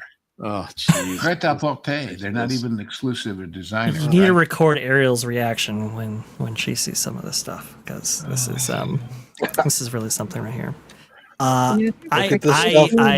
and It isn't- a t-shirt press, you can make half the stuff yourself. Oh. And make it look better too. Find the images Look at online. that and ugly you thing. know. Look at that ugly thing. What's the point of Well, pants you're what, trying to for downplay the $570? buttons, not Come just on. make them the center point at the top of a crown. No, So- It is. By the way, Let's- do you think the costume designer on the live action Snow White gets a dime out of any of this? I doubt it. oh, No. those But they costumes made are that ridiculous. gal crown, you know, the exact the Queen of Tarts or whatever it is. Nobody knows how to This- smile at this company. This is more of a clear indication of how Disney, the current corporate company, wants to cater to really Unhappy. weird rich people. Right. Unhappy, weird rich people. This is probably the first thing that Katy Perry ran off to buy as soon as she landed on the ground so she could celebrate. It's I really don't know what Disney's thinking right here, to be honest with you. Just the outrageous prices, the honestly mediocre. You know, They're thinking we got these frogs to pay us a lot of money to tie to our thing, so what the heck, let's take it. I If I guess, could but sum up modern Disney in one video, I think it would be this. This Yeah. is Yeah. their answer to Epic Universe. Like, I wonder Look if at all the Bob merchandise Iger wore coming these in. dresses 5 times to make sure they were right. Oh, man. oh man, that's that's pretty good right there. That deserves one of those. I love this right here. $5 via Chris Dickerson. Thank you so much. Caperni, French for quote, I have more money than sense. Yes. I saw D Lander and I thought, Squiggy got a store? Yes, the new D-Lander shop right there. I knew they were going to sell, higher priced items. I just didn't know it's going to Is be that a Mini Pearl $499 on the background? order. makes I'm me Or not- Shirley Like Temple? Poor man's purse. actually don't know. Mark Daly with the Mark Daly with the $5 right here. If Universal buys the land owned by L&M, being Lockheed Martin, and builds a park, do you think they will try to make a City Walk area, seeing as the entry to Epic is opposite? This is very interesting because They've already got a City Walk area back at the other parks. So, Right. Yeah, but it's Yeah, I really would say no. small. So from what I've heard, there is operationally they could in fact open up City Walk to everybody past a certain time period, and then have all the attractions within it and the portals around it. You said City Be Walk. those for- You mean Celestial Park? Sorry, Celestial Celestial Park, Park. Yeah. in the middle of Epic I've Universe. heard that Yes, too. Also, let's remember that big corporations are going to rent out Nintendo Land for the night or something like that. So the rest of the park can go on without it, but you'll need some sort of special access to get in there. Lou, what you're saying is I can get married in Super Nintendo World? Hey, I was thinking a birthday If you can party. afford Coperni, you can do Mario Brothers anything. birthday party. that's true. Yeah, that should be on the list of forbidden items at Universal, which is those idiot Mickey shoes. For security reasons. Speaking of which, did you guys hear that if you get your face made up at the makeup thing at Dark Universe, you can't buy any booze the rest of the day because since they can't recognize you on your regular photo ID, they can't card you? Right. Really, they have a warning. Smart. Yeah, they have a warning, which is very, very interesting, and I'm glad that they actually offer makeup services there, because I know a lot of people they want to go to Bibbidi Bobbidi Boutique, for example, and be made up, but they can't. Only children, which is very interesting. Mark Dolly with another $5. Actually, the one thing I couldn't stand about Florida, all of the what is it? Give me a second right Damn here. vampire. Damn Insect. vampire. Yeah, I mean, bloodsucker. insects' It's eyes. a reference to The Lost Boys. Yeah, Right. Ooh. Okay. the Well, mosquitoes. thank you so much Yeah. for that. If you like the insects, you'll love the alligators. Well, that just about brings us to our lead story of the day right here, boy, talking there's a about lead the story. update to what some say is the worst Star Wars ride that they've ever been on. What update could that be? Well, it's actually The Mandalorian, Grogu, and new crew controls coming to Smugglers Run, that being Millennium Falcon Smugglers Run at Star Wars Galaxy's Edge, both at Disneyland and at Disney's Hollywood Studios in Walt Disney World. We learned a lot more information about what the update is coming to this this very technological, amazing ride, but maybe not the greatest experience out there. We learned about this at Star Wars Celebration Japan, and now we have a little bit more details to offer here. So here we go. Let's go ahead and start out with this article from Theme Park Insider. Disney looks to engineer an upgrade for Millennium Falcon ride. This by Robert Niles here. Disney is trying to fix a problem on one of its most iconic rides. Most iconic. God, I hate that word. But you It's can't the be iconic most when you're a iconic couple of years ride. old. I'm sorry. It just isn't possible. I knew Lou would react immediately to the use of that word. Man, And that really here's the triggered thing. you there, Lou. You know that Even line if from a sweet transvestite from Transylvania that I'll get you a satanic mechanic. Well, I get you an iconic colonic. I don't know. It's just no thanks. I don't want one. Even if you did like that word, I don't know if Millennium Falcon Smugglers Run is befitting of that description. Well, but as long as they keep destroying the real ones, like Splash Mountain, and revamping Pirates, and then what's left, the one that's 10 minutes old, suddenly becomes the classic. The only thing I that's suppose that's iconic about true. it is how long it's managed to stay relevant. when Disney opened its Star Wars Galaxy's Edge lands at Disneyland and Walt Disney World's Disney Hollywood Studios, its full-size Millennium Falcon became the place for photos by Star Wars The fans. place for photos and for weeds. Yeah, that's true. But the Millennium Falcon Smugglers Run attraction did not enjoy the same widespread appeal. For the 2 people assigned as pilot in the 6-person Falcon cockpit ride vehicle, Smugglers Run is a fan's dream come true, the chance to fly the Millennium Falcon. But for 2 other passengers, the gunner assignment provided the consolation prize of being allowed to shoot lasers at will in a Star Wars dogfight. But the last 2, the dreaded engineer assignment, one given to pretty much all single riders on the attraction, sitting in the back of the Falcon cockpit, the engineers have had little to do other than press buttons to repair the damage done by less than stellar pilots. But starting next year, the engineers on Disney's Millennium Falcon will get new responsibilities, such as taking care of a very important new crew member, that being Grogu, actually, from The Mandalorian and Grogu movie, soon to be released on May 22nd, 2026, but also, too, the Mandalorian TV show, which I will say, that's a very interesting little tidbit right there. I do wonder how you'll actually be able to take care of them back there. Maybe more button presses are in our future. But here's the thing that's very interesting about this. Not so much the Grogu aspect, which, is being added in there for obvious reasons. It's this. Disney Parks on their official Twitter account. Guests will control the story like never before by choosing their own path to send them to these iconic destinations from the classic Star Wars films. The update featuring The Mandalorian and Grogu will open in May 2026. But they're adding, I think, Coruscant to the roster of new locations coming with this update. So added to Bespin, Tatooine, and the second Death Star destroyed outside of the moon of Endor right there. Apparently, after you visit Tatooine, the engineers will get to choose either from Coruscant, Endor, or Bespin. Now, that's a very interesting proposition right here, and we've never really been able to control where we go with any of these Star Wars rides. No, we only did it in Horizons all those years ago. That's a fair point. Well, I gotta say that I'm kind of disappointed. This is gonna sound weird. I kind of wish that they had a sequel trilogy place like Jakku or something like that, because if you're the engineer in the back, you're probably really mad you get to watch the people in the front having a lot of fun. So you can be like, ha, your stupid self is going to the sequel trilogy land. Bye. Bob, in space, your thoughts no on one this? can hear you spite. I'm not that familiar with Star Wars, like to know all these like names of these places. So I got a question for you, Star Wars fans, and I say that lightly.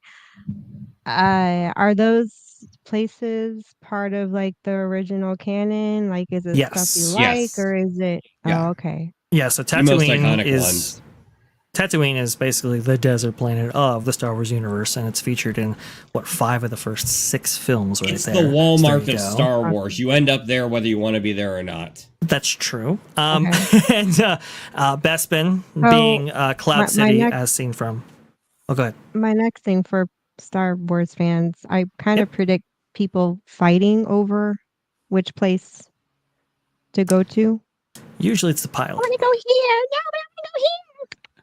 Oh, yeah, the actual place. Yeah, I can see a lot of people kind of like, yelling at the engineer position, go to this place, go to this place. And then, could you imagine, Bob, you're back there, maybe you're streaming with your camera as you're doing all this, and you hear everybody, let's go to Bespin. And you're like, we're going to go to Coruscant. And, now it's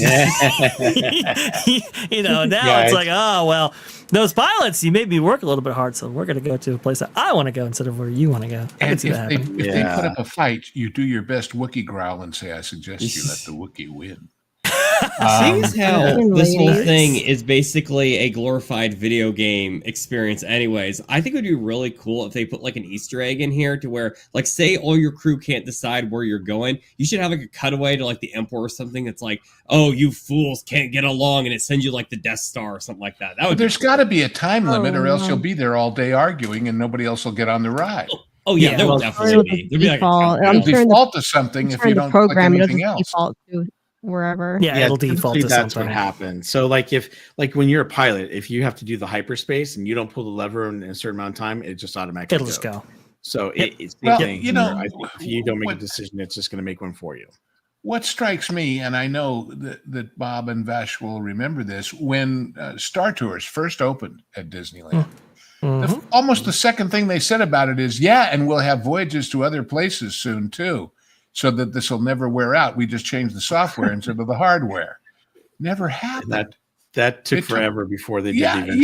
yeah. It's like, Actually, they were just about to overhaul Star Tours finally in 2000, 2001, that area of time, Yeah. in order to update it for the Phantom Menace after having seen the pod race that George Lucas amazingly put on screen. I think George actually invited Tom Fitzgerald and a couple of Imagineers to see what they were doing with the pod race scene there, and it was like, oh, that's a perfect update to Star Tours. They actually got pretty far along in the development process, even creating like special like pod racer inspired 3D goggles and stuff like that. It was really, really cool. And then it was like, yeah, but this is going to be outdated as soon as we put it out, because Attack of the Clones is 3 years away, and then 3 years beyond that it's going to be Revenge of the Sith. Shouldn't we wait for the entire trilogy to be released? And that's why one of the reasons why it took as long as it did. Fortunately, you had multiple destinations included, which I believe the original combination was like 64 different combinations of characters and locations and intros and so forth. Now it's beyond comprehension as they it's like the things to ending it. tag scene at the Indy ride, about tourists. Why did it have to be tourists and all those up there? Right. You can see some pre-visualization here as released at Star Wars Celebration Japan to the attendees of this specific event right here. You can see Beggar's Canyon, I believe, featured in the in this footage right here on Tatooine. I know they have to Got the show Razor something, Crest. but this is next to useless as far as getting a sense of it. This says, honest, we've actually turned dirt over on this. It hadn't just been our idea. It's, look, we're making previs. Well, Yeah, my whole I mean, well, if you go to Star Wars Celebration, this is the kind of stuff you go for. But go ahead, Bob. my whole thing is they should have done something like this in the first place, with this ride, and they never did. And I got to be honest with you, I have fun going on it, and a lot of my viewers like going on it too. For me, because I'm using the gimbal, I'm having to literally hold the gimbal, look at the screen, hit the button. So I'm not. I usually play engineer because the engineer is so easy to do, or I'm the shooter because that's easy to do as well. The thing is that when it comes to making these decisions, it's going to be interesting to see what happens. I basically think that, like we talked about, Is that if you don't sound make a on that? decision. No, it's not Is coming that from from me. I very much apologize. I think it's coming from one of our panelists right here. Go ahead, Bob. Wow. I'll go ahead and narrow it down. So anyhow, my whole thing is that, yes, you're giving something more for the engineers to do, and you're supposedly working with Grogu. I don't know how that's going to work either. So I don't know what kind of communications you're going to have with Grogu. Is there going to be Grogu mode, like Chewie mode? I don't know. Yeah, But- like Chewie mode, where right? you just hear cooing in the background. Theme Park Casual said, "Are we going to throw, fish eggs at Grogu or something?" But the thing is that, Hey, frog. well, I Easter eggs. feel like they should have just done this a long time ago. I'm glad that we're going to go to new locations. It doesn't bother me that, hey, there's going to be some new things, some new choices. It is going to give people like the engineers a little bit more to do, and that's cool with me. So I'm not bothered by this whole thing because I'm okay with the ride. I agree, it's not an iconic ride in the park. It's a fun ride, and what I like is that it's like Star Tours, but it's a little more interactive than Star Tours. Although the thing is, when it comes to these planets, are you Star Tours, you've got 3 different places, or you got a different opening, you got a middle, and you got a different ending, typically all the time. I'm wondering if it's going to be like that, or is it, hey, we're going to take off, we're going to choose one place, and we're going to stick to that place, like Bespin or Coruscant or whatever it is. So that I don't know. These non-announcement announcements that they feel they have to make because, hey, we got to tell you something new. It's only a year and a half away, or whatever it is. That is basically what we promised you years ago. I think we need a generic term. I think we need to call them popcorn bucket announcements for all of these. Oh, look, they put a new awning on the front of the test track ride, or oh, gee, the restroom got a new cake in the, Oh my gosh, they took down a wall for once. Yeah. That's an interesting idea, Lou. I think I might be. Yeah, I'll try to use that term and try to get it started. Yeah, we right could there. coin that, and it's another popcorn bucket announcement. I like this Headline. coming from Morgan Stradling, actually, who we've had on That Park Place a couple of times before. She famously helped us out with our Inside Out 2 coverage right there. Yeah. This ride was so terrible when I first went on it that I don't think I'll ever waste time going on it again. Here's the thing. You only make a first impression, or you only have the ability to make a first impression one time and one time only. Again, I think I mirror Bob's sentiments on this, where they should have really started out with multiple missions out the gate. And so that way, hey, if you had a bad run the first time, well, don't worry. There's more missions to be had, and maybe, other things that you can do on those missions themselves. The fact of the matter is, though, is that this ride originally premiered in 2019. By 2026, when this will be updated, it will have been 7 years. And I think it's just maybe 7 years too late, which is why, I made the thumbnail the way I did. Go ahead, Bob. No, I was going to say, I totally agree. I think it is too late.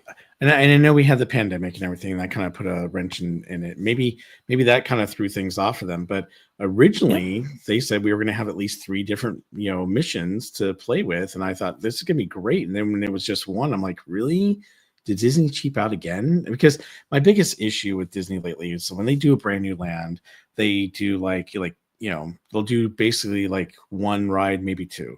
Now, granted, it took a little bit longer to open up Rise of the Resistance. They wanted to have that open when the Galaxy's Edge opened up too, and it would have been 2 rides, but it was just 1.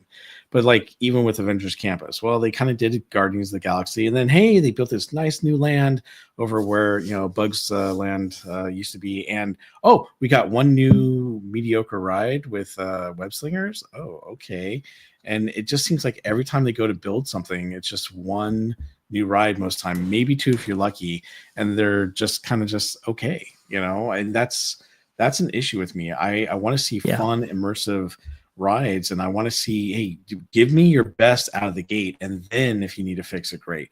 Don't give me, we were going to do this, but no, we didn't have the budget, or we had to do this and we changed it. Maybe they got distracted by the hotel. Remember, there was supposed to be lots of interactive stuff in the land that theoretically got moved to all the gameplay in the hotel. That's actually a good point. And maybe it was just like, well, we can't do both, and we need the hotel to win, and I don't know. I have heard a couple of things. One, Kathleen Kennedy got involved and said, we got to theme all of this to the new trilogy. And then there's the problem. The other shoe to drop was Bob Chapek. When Bob Chapek got involved, it was like, all the entertainment and all these different things you're going to do, we're not going to do those things anymore. And that was a big cut at the very tail end of this land that really cut its knees out from underneath it. Sorry, Bob, but you were saying. No, and I get Lou's point, and you're right. He does make kind of a valid point for Walt Disney World. But my issue is that, I just don't know why they don't keep coming back and realizing this. But Luke Skywalker, and he wasn't even a great Luke Skywalker, comes out for Star Wars, Season of the Force, and everyone is excited and flocks to Disneyland to go see him, even though he wasn't even great. If they just focused on the original trilogies, but the problem was Force Awakens did fairly well. Bob Iger loved the new trilogies, and so did Kathleen Kennedy, and they thought, we're going to go full in on the new trilogy, which ended up bombing after, that second film, Last Jedi. My issue is if they would just get rid of that and go back to the original trilogy, I think they would solve a lot of the problems, have a few more, droids in there. Don't make the BDX droids and some of the other characters, so distant. Like lately, it's been hard to see the Stormtroopers and even Kylo Ren at Galaxy's Edge. And I'm like, what is going on? It's like, we have Luke here now. And we have some other, characters like Boba Fett now and the Mandalorian. So we don't need to bring out the Stormtroopers. It's almost like, are you guys cutting budget and cutting the cast members? Because they hardly ever come out, and you used to see the Stormtroopers and Kylo Ren all the time. So I'm just really tired of this, land not being a full living land and breathing land like it should. Thank you. Exactly. Would you rather have one Darth Vader in your park, or even if it's themed to the sequel trilogy, like 100 dudes walking around Stormtrooper outfits, and like Rey, Poe, Kylo, all of them? That's what I want in Galaxy's Edge most. Is I just want the land to feel alive. there's so many Star Wars characters across all eras, and of course I'm going to be biased on prequels, original trilogy, the stuff that actually sells. But why is everything so secluded? Where you like, if you want to just meet Darth Vader, you have to have some luck, like you're going into Vegas just to find somebody. It makes absolutely no sense. Now it feels like a theme park land theme to Star Wars, not like you're in Star Wars. Indeed. Yeah, I was just going to say here, it's a themed land, but it's not an immersive experience. That's the difference. And you've got Epic Universe, those former Disney Imagineers that I'm sure actually were on Galaxy's Edge project and could tell you what went on behind the scenes. And they're bringing what they were essentially told mid-project. Oh, cut this, cut that. We're no longer going in this direction. But they go to Universal and they're being told, this part create. is so much the Don't even bizarre worry at about the the Morocco money. Pavilion. The first time I saw it, I thought, what? So they basically space-ized Morocco, huh? It's just, it's retread city. Sorry, okay, your final point there. I'm sorry. Oh, no, just that the former Imagineers that were on this Galaxy's Edge project, and now they're at Universal. They've brought to essentially Universal what they weren't allowed to bring here. Yeah. Because of budget cut and cutting corners. Lou, now I know you have to depart from us, and I very much appreciate you being so generous with your time. I know you told me at the top of the show, it was like, the genre guys are taking you to a galaxy far, far away called Camelot tonight. We're recording Excalibur, which I'd forgotten what a wild and crazy movie that is. And by the way, all the people that are in it that later got famous, for example, Patrick Stewart, Gabriel Byrne, all of these great British, and of course, Nicole Williamson steals the show. But we're recording that tonight. And then, gang, I'm going to be absent for a few days.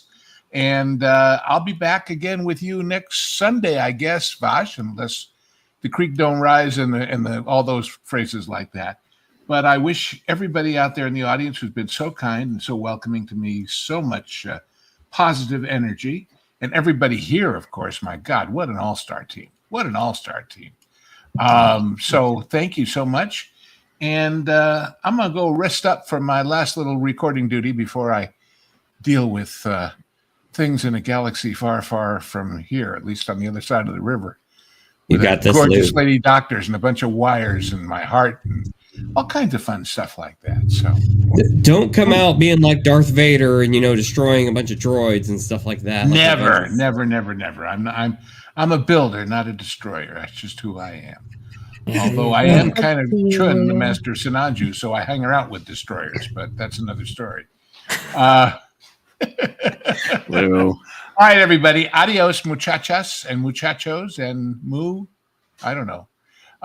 Mickey Moo. Remember the cow with the Mickey on its side way back when, guys? I do remember that. Mickey Moo. Those were the days. Thank you very much, everybody. Bye. Bye, Lou. Thank you, Lou. Bye, Lou. Thank you very much for that right there. Very much appreciate Lou's time. And yes, definitely check out the Genre Guys, both on the WWE Pro Show, exclusive to members, and here on That Pod Place. Hit the subscribe button if you haven't subscribed just yet. Bob, you sent this to me. What am I looking at right here? $35 for this? The thing is ugly. Yeah, that's a Scar headband. Why would you pay $35 for that? I don't know. Scar. Why? Who's gonna want to wear a scar? I'm sorry. I'm trying to get into their headspace, and it's just like I cannot get my head far up their rear ends to understand. Maybe a kid would like to wear it, but I'm sorry, $35 for a Scar headband. That looks terrible. Yeah, I don't know. I don't know what they were thinking right there. That's somehow even uglier than the wardrobe we saw earlier. How in the world did they accomplish that? Yes. That's ironic, isn't it? No, I saw it. Went, oh my gosh, we got to show that. That's terrible. Not good. Not good indeed. We have one more story, or at least one. We have time enough for one more story, and I want to go ahead and bring this to your attention right here. This is out of the Canada Pavilion, out of Walt Disney World's Epcot. Chateau de Voyage, I believe. DVC Welcome Home Center, now open in Epcot's Canada Pavilion. And you look at this. This is April 10, 2025 here. You look at these photos, and they look absolutely exquisite. Now, this is obviously the Canada Pavilion that we know and love right here. But as you walk inside this previous portion of the facade that wasn't previously open to guests, you go inside here. Look at that. That is absolutely exquisite. Amazing, in fact. This is some real quality stuff right here. Although, the chances of you actually seeing this are well, I mean, if you're not interested in the DVC anyway, are kind of nil. And it just, I think, represents what the company is really focusing on, really emphasizing within their theme parks here. Sean Ranks the Mouse says this: they created such a perfectly gorgeous space with thought-out fine details, high-end lounge vibes, and surreal views. And the entire thing is a paywall for those interested in a DVC membership. Not even really available for DVC members outside of the first hour. Park is open. Insane. What? Yeah. I'm sorry, what? So if I'm interested in inquiring about DVC, this is where I go? Yes. Roughly. So it's a selling point to give me your money. We want your money. Look how beautiful this is. When is anybody else? You'll never get to experience it again. But here. I'm not saying it's bad. It's beautiful. I just think Beauty and the Beast, and I'm seeing this chandelier, the blue, the gold. Right. There's even a little trash can. Yeah, when stepping inside, you're met with a wonderfully warm space, somewhere between a classic cruise lounge and a real-world hotel lounge. Of course, you have to remember that this is not a lounge space. Pay no attention to the bar-looking space at the end of the room. That's simply for light refreshments during your conversation with DVC cast members about the Disney Vacation Club offering. Beautifully themed, as we've gone over. Look at that. That is absolutely exquisite right there. Really interesting stuff, and look, it looks great. I genuinely looks good. But it's like... Yeah, I get what they're doing. This is where we're going to spend our money? They're what? I get what they're doing in terms of selling. They're trying to sell you on the luxury of being a DVC owner. And when you walk in, for a normie, if you're walking into a space like that and they're giving you this VIP treatment, it kind of makes you psychologically think, oh, well, so this is what it's like to be a DVC member. We're kind of missing out. Maybe we should buy into this, and I get the hook. That's what they're doing. They're creating a hook, a very beautiful visual hook. But is anyone getting feedback? I heard something. Like a low rumble. Yeah, there's a little bit of a low-end rumble there, Bob. If you could, go ahead and unmute whenever you'd like to speak, and that way we can kind of mitigate those effects right there, because I think it's coming from your end, unfortunately. Actually, I think you were going to say something right now. Go ahead, Bob. No, sorry. No, I'm sorry. I don't know what that was causing that. Yeah, it's quite all right. StreamYard is giving a lot of people a lot of problems right now, and we're just it's got all kinds of issues. But yes, I agree with the sentiment, Erica. I get it. They're trying to show off the luxury. They're trying to show off the DVC aspect of what you might be purchasing for $20,000 plus, right? But it's like, why can't you apply the same level of effort with everything that you do, especially given that for so long in the company's history, they used to do stuff like this. And Tokyo does this seemingly every single day, it seems like, with any of its editions. Go ahead, Nolan. Interested in the common consumer. No, and not to mention, like, when I see this, like, I was like, wow, that looks so cool. It looks like something made out of, like, back in the day. I feel like they've given more. Okay, am I going through? You're cutting in and out. Okay. You're good. I feel like they're giving more love to the steam locomotives with the pictures and the fancy, like, gold designs there than they do the actual steam engines found in the park. It makes me wish, like, hey, is this like a sneak peek of what you could be doing at Disney, as opposed to, hey, it's kind of like when you have like a used car salesman, they do everything they can to make it, prop it up, make it look as good as possible, and then when you get it, it's actually kind of second tier. Like, it's kind of disappointing. It is really odd. The emphasis that they are placing on stuff like this. I mean, we just lost a Frontierland attraction at Magic Kingdom, the Frontierland Shooting Arcade, actually, for a DVC lounge. And by the way, that Frontierland didn't have a lot of attractions to begin with. Now, with Big Thunder down, maybe more than a year here, if we have this to go by. Big Thunder Mountain Railroad refurbishment update, new permits pushes timeline further in 2026. Originally, we had permits going as far as March. Now they're going as far as April. Without Big Thunder, now I think there's 2 attractions I think operating in Frontierland. One being Tom Sawyer's Island, and the other being Tiana's Bay Adventure. If Tom Sawyer's Island goes down, now we only have 1. So it's like we're gonna take an attraction out of Frontierland, give it over to DVC, and we're gonna create this beautiful space in Epcot, but it's only gonna be for DVC. And it's like, I mean, look, I understand DVC is extremely profitable for the company. I get that, but the only way you sell DVC is you provide a place where people want to be, where people want to go, where people want to buy into for an extended period of time. I don't really see that from the current offerings, even with DVC. What's irritating for me is it's so visually beautiful, that little lounge, which communicates to me the talent is there, creatively speaking. Yeah. You've just proven you can create, but you choose not to tap into that and give it your all when it comes to the parks, to the rest, to the common consumer. Their priorities are so backwards, and they wonder why Universal is gaining so much of the common consumer. And I'm talking like the middle class. We may not have a lot of money, but you know what? We're willing to finance. We're willing to figure it out if you're giving us value for our money and a reason to escape from everyday life, from work and stress, and give us that vacation where we're willing to spend the money, but you got to give me something. And you're not giving me anything other than your political agenda, which is reaping of it throughout the entire parks. But then you want to give people that have over 200 grand a year in income, stuff like this. I expect this in your parks, not just for people that want to find and want to mortgage vacations for the rest of their lives. And I get that's a double-edged sword. Some people like it, some people don't.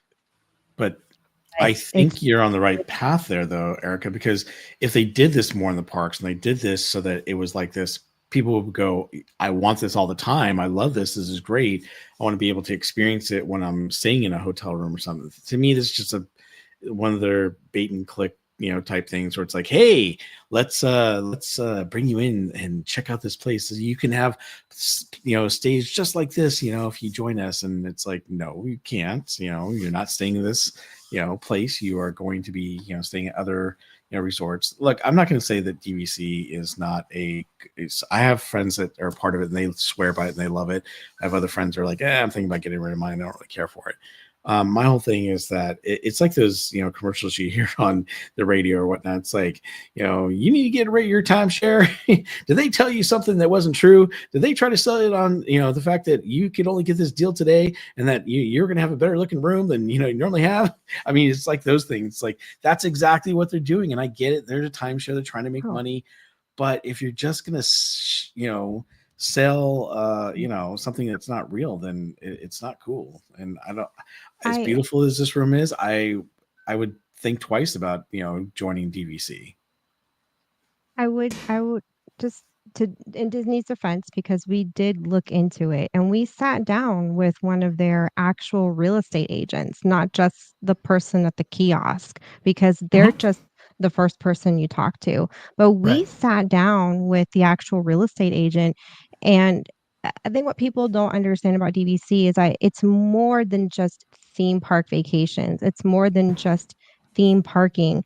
You're literally mortgaging vacations in general. Yes. It's not, yeah, you have your home base, you pick up what park, whether it's Hawaii, Disneyland, Disney World, even Disney Paris, but you have the option to stay at partner hotels and change your vacation year to year. You are not locked into just theme park vacations with DVC. And this is where I can kind of see it being a benefit, because that's what, we live in Europe, so at the time we were like, well, we could do one of the international tiers, like the international package, where Yep. we may not always want to go to Florida and stay in a deluxe. What if that year we want to go to Italy and we just find a hotel that's in that partner network and we literally use our points for a vacation in Italy? And you can also use your points for the Disney Cruise Line. So there are benefits. I'm not going to say it's a complete waste of and I feel like a lot of that doesn't get mentioned a lot on these streams. So that's where, I kind of defend Disney on it, but at the same time, it really does boil down to how you personally vacation. And each package is literally tailored to you and in your family and how you vacation. It is very specific in how you vacation. It's I don't think it's a bad gig, honestly, but it boils down to, do you want to mortgage? And you are in a literal mortgage, for Right. like 30 plus years. Yep. For some people, it's worth it. For some, it's not. We almost bought into it, but we didn't because we didn't have money at the time. But I would just like to see more of this creative effort throughout Disney property, Sure. because that would hook me in more versus, your parks are starting to look like a dump, your customer service sucks. But when you bring me into a space like this, I'm going to question, well, why doesn't everything else that I walk into around Disney property feel and look like this? Why am I not Right. getting VIP treatment just at the cashier line when I'm buying mouse ears? Why is it I have to feel Right. like I have to hide being a annual pass holder because I'm in fear of a cast member giving me an attitude because they look at me as being entitled because I'm an annual pass holder? Like, you have serious problems in your company, and it doesn't want. It's not appealing to me to want to mortgage anything with you. Why does this look so up class and fancy and well loved, and yet right down the road a bit you have Epcot where literally the ceiling is falling in on your ride? That's not a good look. I'm sorry. They brought Walt into this. It's beautiful. The train. I think Yeah. of Walt when I see this in the mahogany wood. It's him. It's him. Why are we not seeing more of this all throughout the parks? I don't know. And that's the thing. If you go to the Japanese parks, for example, you see a lot of spaces done up in this manner. And it's beautiful and it's gorgeous. That's why people say that, Japan really has it figured out. Those are still Disney And you know Imagineers why? contributing to that. Because Go ahead. the Japanese are very, very particular about historical preservation, even in their own culture. Mhm. And the fact that they have that Disney license, they're fully well informed and educated on Disney history and Walt's legacy. And the fact that culturally they're very much into preserving culture and history, they got it right. They care more about it. It's in their They care DNA.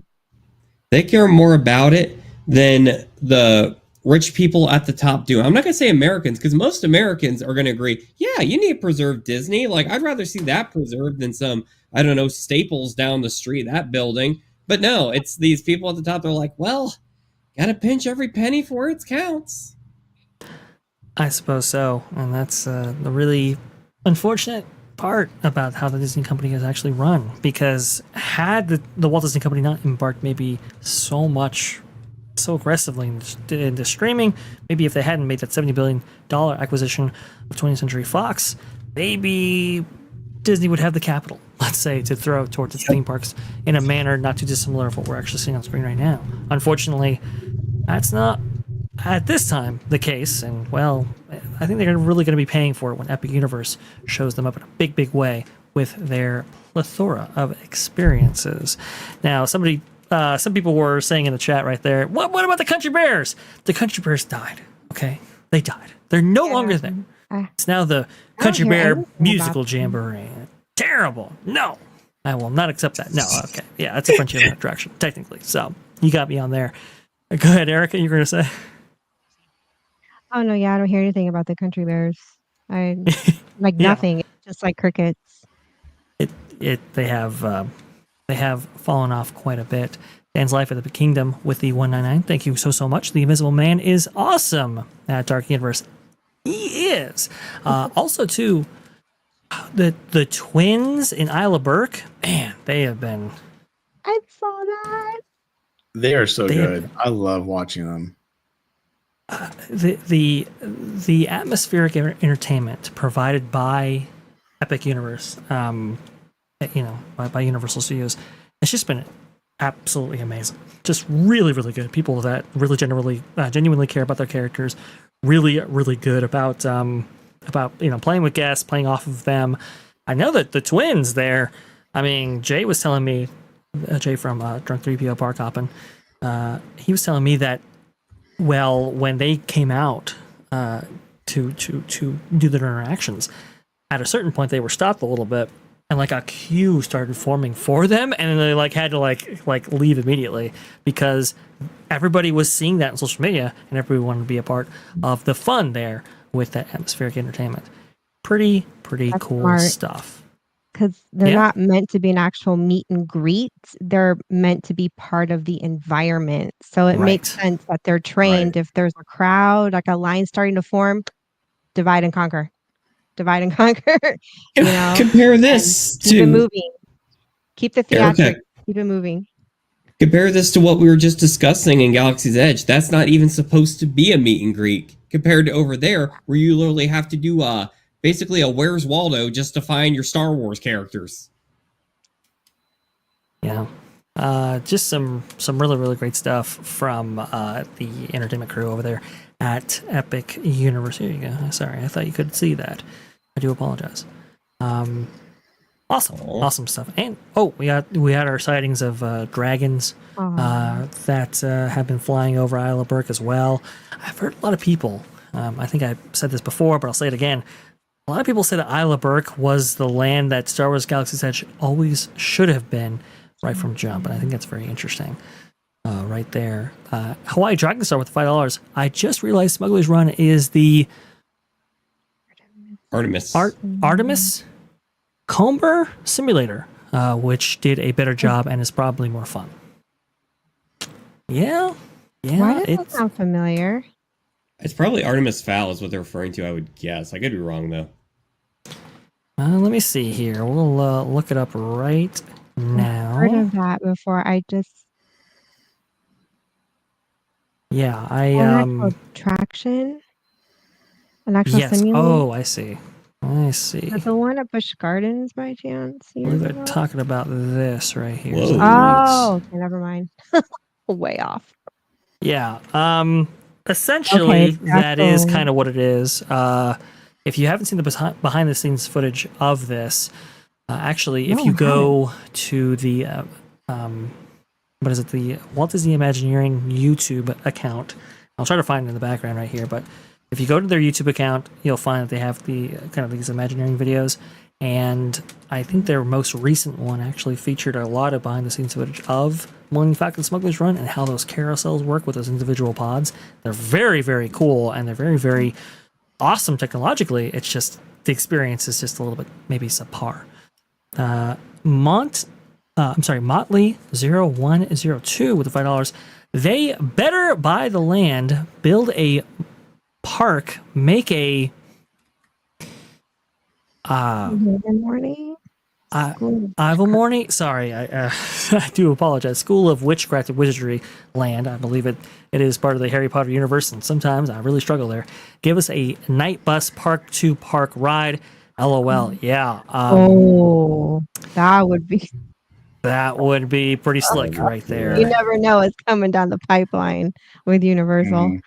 And if anyone's ever done Harry Potter or anything at nighttime, I got to do it for the first time during Halloween Horror Nights. I got to see the Harry Potter stuff at night. It literally feels like you're walking out of the movie. If there were no guests there and stuff, and even with the guests, I still felt like I've never had a theme park experience quite like that. It literally felt like you were basically breathing in the movie. And that's what Disney can't seem to nail now. I'll say this, and back me up here, Erica, if I'm wrong, but I believe the area of land that Epic Universe encompasses and the area of land around it that Comcast currently owns is about a little over 700 acres.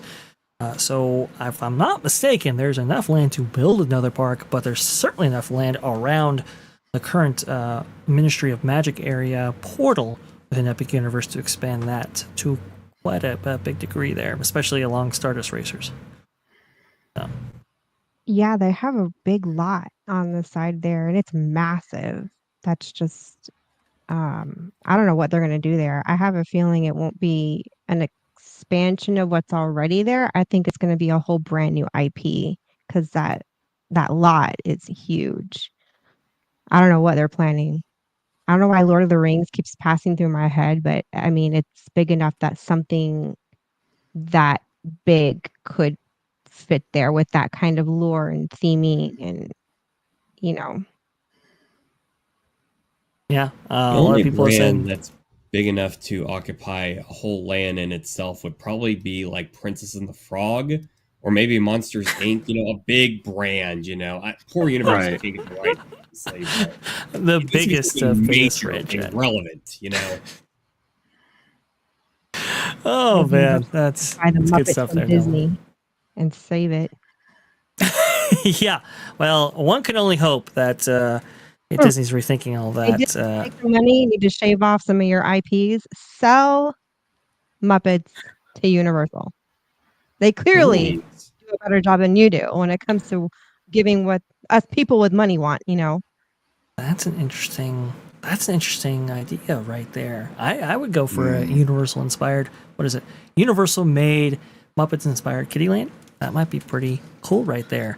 But well, in lieu of that, well, I guess I'll just have to get my kicks at Nolan Thunder right there at his YouTube channel. Sorry, that's the best transition that you're gonna get out of me. Oh my gosh, thank you. That's not the best welcome package I could get. Go ahead, good sir. Go ahead, Nolan. Where can the people find you? What you got coming up? So, ladies and gentlemen, I have good news. So I've been, for the past 8 months, working to get this YouTube video done. I do those UFO shows you see on History Channel. I do that, but with video game mysteries. It's all documentary style. There's comedy. There's B-movie horror. There's even 80s synthesizer music. It's got everything in the kitchen sink at this point because of how many extra scenes I've been filming.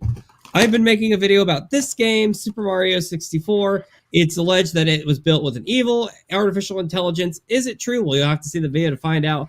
I've been editing this thing like a madman, and it's finally close to completion. I'm not promising a date. I'm not going to do it. Oh, I thought you were just going to say it was done. I know. He was leading up to that. There. It's almost there, and you know darn well when it's done, I'm going to let y'all know on the show, and it's going to happen. So don't worry, this will be done before Disney's next bathroom renovation. Don't you worry about that. If you like that, please check me out, my series, Lost in the Files, on the Nolan Thunder YouTube channel. Experience, baby. He is saying that because the Pinocchio bathrooms next to Village Halls at Magic Kingdom took over, I think, a year to complete. So there you go. That's what he's referring to right there. Hey, maybe we'll get it before that amazing Millennium Falcon Smugglers Run update will come out.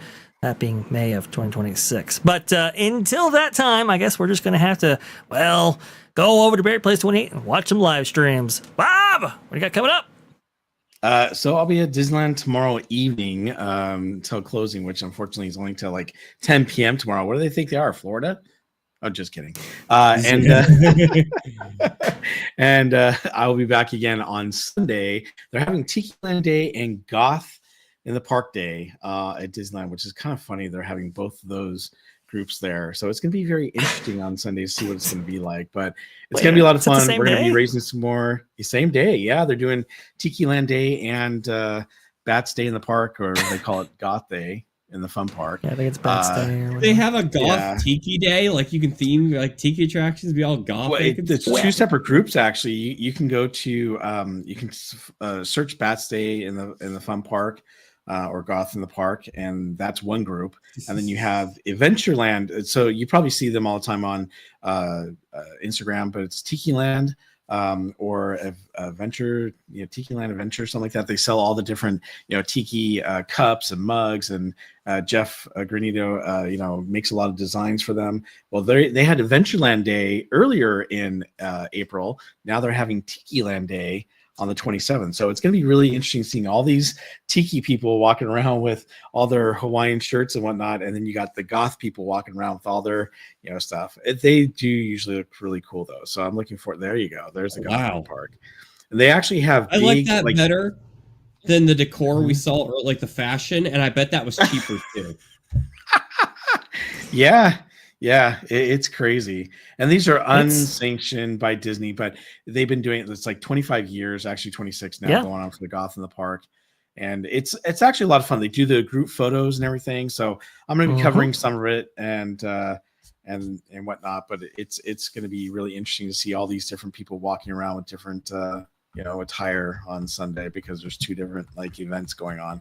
And then Park Streamers, we just had our podcast last night, but we're going to be doing one a week from tomorrow regarding Chalk Walk. So we appreciate everyone that's been donating to us and helping us raise money. We've already raised over $9,000 towards our $14,001 goal, so which we'll probably be raising as soon as we hit it. But we'll be doing a live stream regarding the Chalk Walk next Wednesday. So I hope you guys will come hang out with us for that.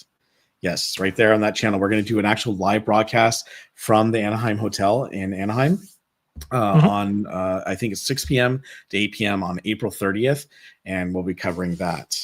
So very cool. Awesome stuff. I'll remind you guys next week. Go and Shogi has all the links for you right there, and also to Nolan's thank you, Go and Shogi. account. So thank you for having me on the show. Go It's always a pleasure to be with Nolan and Erica and everyone else that has already left us. And thank you so much, Vash. Have a great day.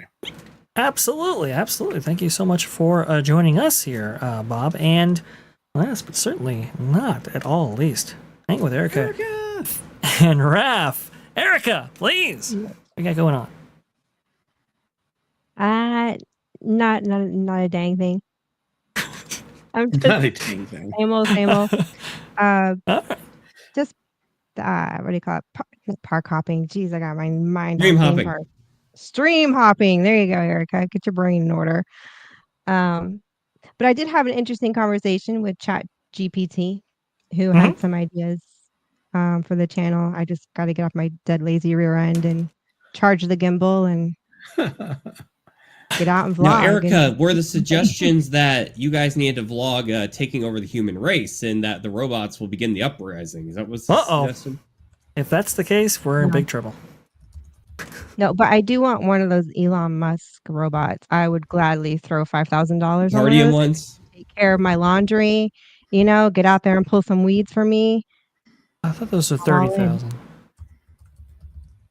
I read it was 5,000. Hell, I don't care. 30,000, sure, why not? It's a car payment. Hey, 30,000. Well, it's an investment well spent. It will do housework for me. Sure, and I'll we send it to work too. I already got a name for it. Tessie. What's that? Like Tesla. Tessie. Oh, there you go. All right, Ron, tell the people where they can find you. Nolan. Oh, ridiculous.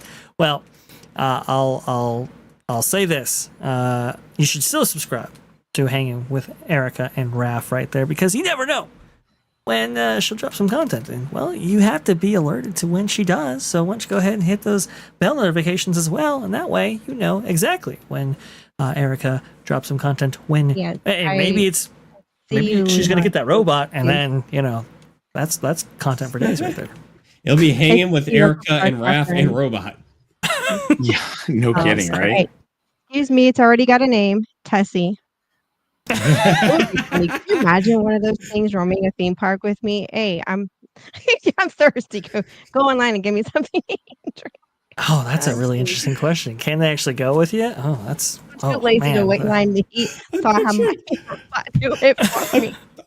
I'm picturing like Erica, Raph, and the robot and the Tessie, sorry, and they're all on like Splash Mountain doing the photo thing, like Oh, the picture boy, everyone this does is- for the memes. As it dies Wow. and it gets wet or melts in the sun. What the kind of one? This is- Electrocutes everybody. No! still more functioning than the animatronics on the attraction itself. So there you go. And It would have yes, been funny if it had commentary, as we're riding through, like whispering in my ear, I'm a better robot than that. I work for you. I can do your laundry. I'll cut your vegetables. yes. And also too, you can find Ron at Follow the Bradleys Fun as well. He had to go real fast, so don't worry. He's they're gonna be okay there. But I just want to go ahead and make sure that we actually shouted him out because he provided some amazing B-roll to the That Park Plays Network, and we featured a lot of it here. Apparently, he's got more coming, and he's going to Epic Universe a lot. So definitely check him out because he is having a lot of fun over there with the family. So there you go. Thank you so much for joining us here on T3PO Live with this amazing panel that I have here. Thank you so much, guys, for joining us today. All you guys were awesome, and thank you so much, chat, for joining us here. We've got to get you on over to, what is it, Mr. H, actually, currently in progress right now, which is a whole lot of fun. So we'll go ahead and redirect you over there. Don't touch that dial, folks, but please, if you could be so kind before you leave, go ahead and hit that like button and subscribe to That Pod Place for all the news that also should be fun, that's for sure. And hey, you know what? We've got a lot of great content over here, That Park Place, all of that. You know what to do. Thanks so much, guys. We will see you all later.